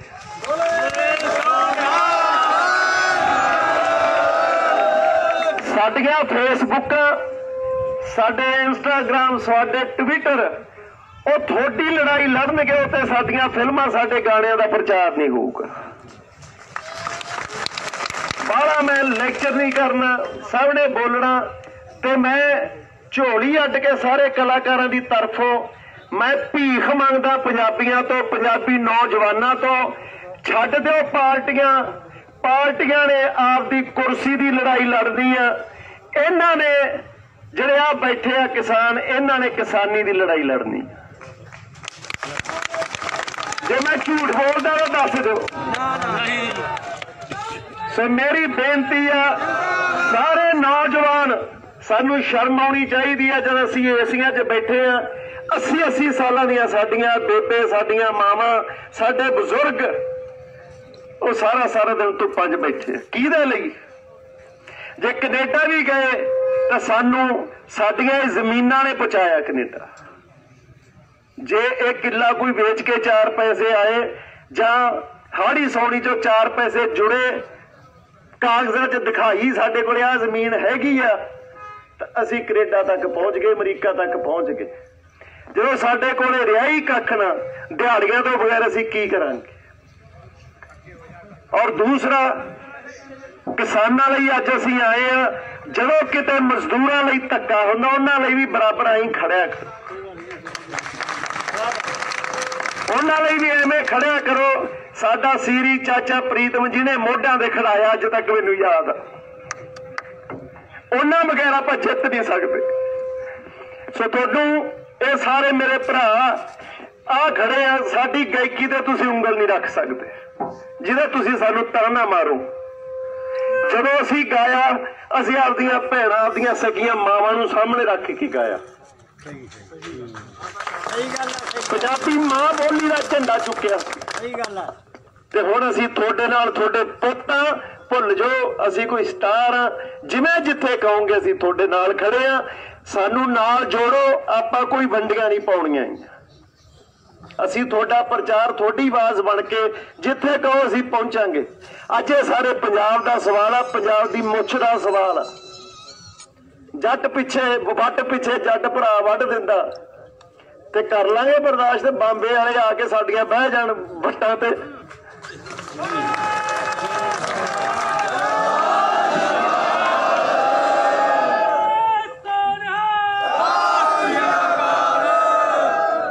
ਮੋਦੀ ਸਾਹਿਬ ਪ੍ਰਧਾਨ ਮੰਤਰੀ ਹੋ, ਮਾਣਯੋਗ ਸਤਿਕਾਰਯੋਗ, ਤੁਸੀਂ ਸਾਡੇ, ਤੁਹਾਨੂੰ ਇੱਕੋ ਮਿਹਨਤ ਆ, ਇਹ ਤਿੰਨੇ ਆਰਡੀਨੈਂਸ ਗੁਜਰਾਤ 'ਚ 5 ਸਾਲ ਲਾਗੂ ਕਰ ਦਿਓ, ਉੱਥੇ ਬੱਲੇ ਬੱਲੇ ਹੋ ਗਈ ਤਾਂ ਅਸੀਂ ਸਿਰ ਝੁਕਾ ਕੇ ਤੁਹਾਡੇ ਨਾਲ ਆ। ਨਹੀਂ ਕਿਰਪਾ ਕਰਕੇ ਅਸੀਂ ਜਿਵੇਂ ਹਾਂ ਸਾਨੂੰ ਰਹਿਣ ਦਿਓ। ਤੇ ਬਹੁਤ ਧੰਨਵਾਦ। 2 ਗਾਣੇ ਦੇ ਬੋਲ, ਕਿਉਂਕਿ ਸੰਤ ਰਾਮ 88 ਬਣ ਕੇ ਅਸੀਂ ਅੱਜ ਆਏ ਆ। ਕਵੀ ਆ ਜਿਹੜੇ, ਗਾਉਣ ਵਾਲੇ ਆ ਜਿਹੜੇ। ਬਾਬਾ ਮੈਂ ਚਾਹਾਂਗਾ 2 ਲੈਣਾ ਗਾ ਦੇ, ਚਾਹੇ 2 ਲਫ਼ਜ਼ ਬੋਲਦੇ। ਮੈਂ ਧੱਕੇ ਨਾਲ ਇੰਨਾ ਕੁ ਟਾਈਮ ਲੈ ਰਿਹਾ ਮੇਰਾ ਇੰਨਾ। ਸੋ ਦੋਸਤੋ, ਇਸ ਵਕਤ ਤੁਸੀਂ ਸੁਣ ਰਹੇ ਸੀ ਹਰਭਜਨ ਮਾਨ ਨੂੰ ਖਾਸ ਤੌਰ ਦੇ ਉੱਤੇ ਜ਼ਿਕਰ ਕਰ ਰਹੇ ਸੀ ਕਿ ਕਿਸਾਨਾਂ ਦੇ ਨਾਲ ਅੱਜ ਖੜੇ ਆ ਤਾਂ ਜਦੋਂ ਭੀੜ ਪਏਗੀ ਮਜ਼ਦੂਰਾਂ ਦੇ ਨਾਲ ਵੀ ਖੜਾਂਗੇ। ਔਰ ਖਾਸ ਗੱਲ ਇਹ ਰਹੀ ਕਿ ਹਰਭਜਨ ਮਾਨ ਦੇ ਬੇਟੇ ਅਵਕਾਸ਼ ਮਾਨ ਵੀ ਉਹਨਾਂ ਦੇ ਨਾਲ ਮੌਜੂਦ ਸਨ। ਸਿੰਗਰਾਂ ਦੀ ਜੇ ਅਸੀਂ ਗੱਲ ਕਰੀਏ ਤਾਂ ਤਕਰੀਬਨ ਸਾਰੇ ਦੇ ਸਾਰੇ ਇਸ ਵਕਤ ਜਿਵੇਂ ਕਹਿੰਦੇ ਹੁੰਦੇ ਆ ਕਿ ਕੋਈ ਲੋਕ ਗੀਤ ਹੁੰਦਾ ਤਾਂ ਇਸ ਵਕਤ ਇੱਕ ਲੋਕ ਨਾਰਾ ਬਣ ਚੁੱਕਿਆ ਕਿ ਪੰਜਾਬ ਬਚਾਓ ਔਰ ਖੇਤੀ ਆਰਡੀਨੈਂਸ ਨੂੰ ਦੂਰ ਭਗਾਓ। ਇੱਕ ਨਾਰਾ ਜਿਵੇਂ ਕਹਿੰਦੇ ਸਾਡੇ ਸੰਵਾਦਦਾਤਾ ਨੇ ਪਹਿਲਾਂ ਗੱਲ ਕੀਤੀ ਸੀ ਕਿ ਇੱਕ ਏਜੰਡਾ ਤੇ ਇੱਕ ਹੀ ਝੰਡਾ ਬਣ ਚੁੱਕਿਆ ਇਸ ਵਕਤ। ਔਰ ਮੇਰੇ ਖਿਆਲ ਨਾਲ ਨੀਰਜ ਹੁਣ ਜੋ ਅਸੀਂ ਵੇਖਿਆ ਅੱਜ ਦਾ ਮਾਹੌਲ, ਮੈਂ ਇੱਥੇ ਚਾਹਾਂਗਾ ਕਿ ਹੁਣ ਅਸੀਂ ਇੱਥੇ ਆਪਣੇ ਪ੍ਰੋਗਰਾਮ ਨੂੰ ਇੱਥੇ ਸੰਕੋਚੀਏ ਤੇ ਆਪਣੇ ਵਿਊਅਰਸ ਨੂੰ ਵੀ ਇੱਕ ਓਵਰਆਲ ਇਨਫੋਰਮੇਸ਼ਨ ਜਿਹੜੀ ਆ ਉਹ ਇਹੀ ਨਿਕਲ ਕੇ ਸਾਹਮਣੇ ਆ ਰਹੀ ਹੈ। ਜੇ ਨਿਚੋੜ ਅੱਜ ਦੀ ਇਸ ਵਾਰਤਾ ਦਾ ਅਸੀਂ ਕੱਢੀਏ ਜਾਂ ਫਿਰ ਇਹ ਜਿਹੜਾ ਮਾਹੌਲ ਚੱਲਿਆ ਅੰਦੋਲਨਾਂ ਦਾ ਇਹਦਾ ਕੱਢੀਏ ਤਾਂ ਉਹ ਇੱਕ ਇਹੀ ਹੈ ਕਿ ਇੱਕ ਆਵਾਜ਼, ਇੱਕ ਏਜੰਡਾ ਨਿਕਲ ਕੇ ਸਾਹਮਣੇ ਆ ਰਿਹਾ ਹੈ। ਔਰ ਉਮੀਦ ਹੈ ਕਿ ਜਿਹੜਾ ਸੈਂਟਰ ਹੈ ਔਰ ਰਾਸ਼ਟਰਪਤੀ ਨੇ ਇਹਨਾਂ ਰੋਹਾਂ ਨੂੰ ਵੇਖਦੇ ਹੋਏ ਕੋਈ ਨਾ ਕੋਈ ਆਪਣੇ ਦਿਮਾਗ ਦੇ ਵਿੱਚ ਇਸ ਵਕਤ ਜ਼ਰੂਰ ਇਸ ਦਾ ਸਿੱਟਾ ਕੱਢਣ ਦੇ ਲਈ ਕੋਈ ਵਿਉਂਤਬੰਦੀ ਜ਼ਰੂਰ ਸੋਚ ਰਹੇ ਹੋਵੋਗੇ, ਕਿਉਂਕਿ ਆਖਰਕਾਰ ਜਿਵੇਂ ਕਹਿੰਦੇ ਹੁੰਦੇ ਆ ਡੈਮੋਕ੍ਰੇਸੀ ਦੇ ਵਿੱਚ ਕਿ government for the people by the people ਹੁੰਦੀ ਹੈ। ਸੋ ਲੋਕਾਂ ਦੀ ਸਰਕਾਰ ਹੈ ਤੇ ਲੋਕਾਂ ਦੇ ਵਾਸਤੇ ਹੀ ਹੁੰਦੀ ਹੈ। ਤੇ ਜੇ ਲੋਕ ਹੀ ਖੁਸ਼ ਨਹੀਂ ਆ ਸਰਕਾਰ ਦੇ ਫੈਸਲਿਆਂ ਤੋਂ ਤਾਂ ਸਰਕਾਰ ਨੂੰ ਜ਼ਰੂਰਤ ਹੁੰਦੀ ਹੈ, ਜ਼ਰੂਰਤ ਹੋਣੀ ਚਾਹੀਦੀ ਵੀ ਹੈ ਕਿ ਆਪਣੇ ਫੈਸਲਿਆਂ ਨੂੰ ਬਦਲਿਆ ਜਾਵੇ। ਹਾਲਾਂਕਿ ਸੈਂਟਰ ਦੀਆਂ ਦਲੀਲਾਂ ਉਹ ਅਲੱਗ ਨੇ, ਸੈਂਟਰ ਦੇ ਵਜ਼ੀਰ ਨੇ ਉਹ ਅਲੱਗ ਦਲੀਲਾਂ ਦੇ ਰਹੇ ਨੇ। ਅੱਜ ਅਨੁਰਾਗ ਠਾਕੁਰ ਨੇ ਵੀ ਆਪਣੀ ਦਲੀਲਾਂ ਦਿੱਤੀਆਂ ਨੇ। ਸੋ ਵੱਖ-ਵੱਖ ਤਰੀਕੇ ਦੇ ਨਾਲ ਅਸੀਂ ਇਹ ਨਹੀਂ ਕਹਿ ਸਕਦੇ ਕਿ ਸਿਰਫ ਇਹੀ ਚੀਜ਼ ਸਹੀ ਹੈ, ਕਿਉਂਕਿ ਹਰ ਇੱਕ ਚੀਜ਼ ਦੇ ਕਈ ਪਹਿਲੂ ਹੁੰਦੇ ਨੇ। ਔਰ ਜਿਵੇਂ ਇੱਕ ਸ਼ੇਰ ਵੀ ਹੈ ਕਿ ਕਬਾਬें सीख हैं हम करवटें हर सू बदलते हैं जो जल जाता कि ये पहलू तो वो पहलू बदलते हैं। सो इसे उम्मीद ਦੇ ਨਾਲ ਕਿ ਕੁਛ ਨਾ ਕੁਛ ਹੋਊਗਾ ਜ਼ਰੂਰ, क्योंकि रात दिन गर्दिश में है सात आसमां हो रहेगा कुछ ना कुछ घबराएं क्या। सो इसे उम्मीद ਦੇ ਨਾਲ ਕਿ ਕੁਛ ਨਾ ਕੁਛ ਹੋਵੇਗਾ ਜ਼ਰੂਰ।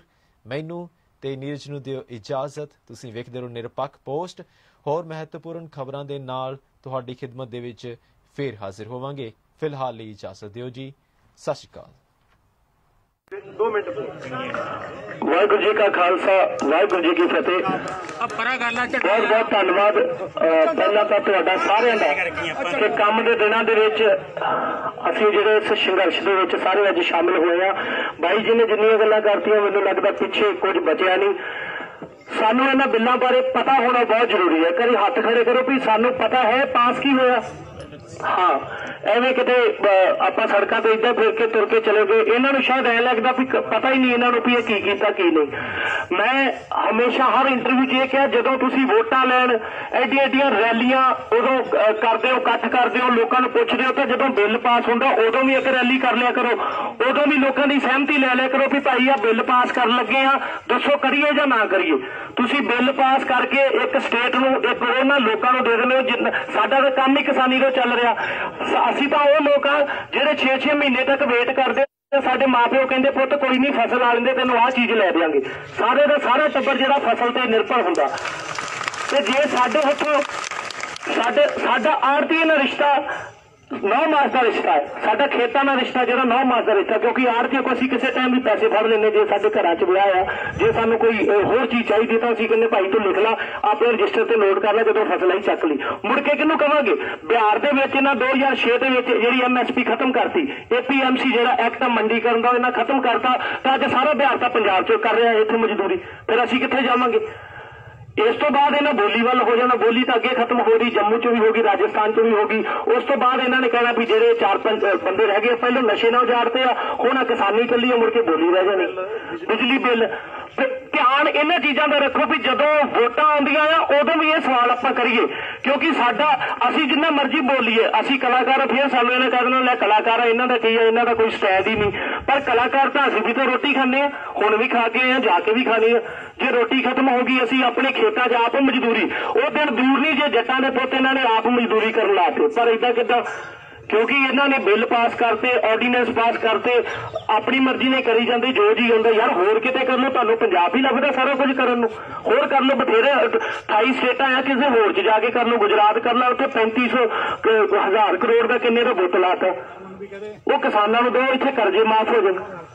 मतलब इस चीज का जो संघर्ष है ये कोई अज नहीं अज आप 25 सितंबर को पंजाब बंद करता तो खत्म हो गया ये साडी कल्ली कल्ली गल जिहड़ी है ये याद रखियो ये दिल्ली तक जानी आ उन्हां ये चीज नोट करनी है भी ये लोग घरे वड़ गए पहुंच गए बस खत्म हो गया ये रौला मेरे वीरो वड्डा करो। और मैं बेनती करदा जेड़े जेड़े भी पार्टी नौजवान शांति बना के रखियो क्योंकि पंजाब पहले ही बहुत ज्यादा उकसा के साडी जिहड़ी जवानी है खत्म कर दी गई। आपां वेखिया होई आ की होया पिछले माहौलों के विच जिहड़ी जवानी खत्म हुई है आपां कोई हुल्लड़बाजी नहीं कर रही आपां जिहड़ा संघर्ष आ जे सानूं दिल्ली जाना पिया मैं वादा करदा जे तुसीं कल सवेरे कहोगे असीं सवेरे तुहाडे अगे लगे होवांगे झंडे चुक के।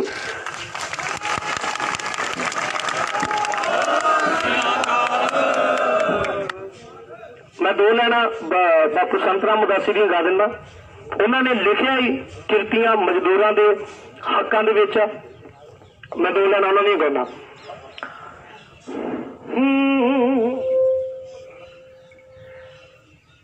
के मां धरती है तेरी गोद नूं चल होर बथेरे तू मगदा रही वे सूरजा कमियां दे वेरे हो तू मगदा रही वे सूरजा कमियां दे वेरे हो जिथे तंग ना समझण तंगियां नूं जिथे मिलने अंगूठे संगियां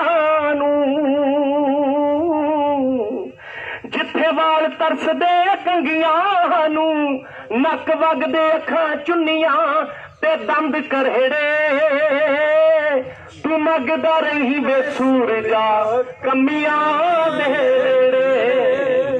बहुत बहुत धन्यवाद।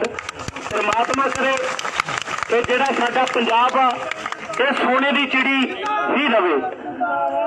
पंजाब एकता जिंदाबाद जिंदाबाद जिंदाबाद किसान मजदूर यूनियन जिंदाबाद जिंदाबाद जिंदाबाद किसान मजदूर एकता जिंदाबाद वाहिगुरू जी का खालसा वाहिगुरू जी की फतेह। चढ़दी कला च रहो। इसे तरह बहुत खुशी है कि जिथे साडे बाबे दादे अज रेलां रोक रहे पंजाब ते पंजाबीयत नाल जुड़िया हर मुद्दा हर खबर निरपक्ष तरीके नाल तुहाडे तक पहुंचण दी कोशिश विच तुसीं भी देवो साडा साथ तां हुणे लाइक करो साडा फेसबुक पेज सबसक्राइब करो यूट्यूब ते अते फॉलो करो इंस्टा अते ट्विटर ते निरपक्ष पोस्ट खबर दी निरपक्ष आवाज विजिट करो www.nirpakhpost.com।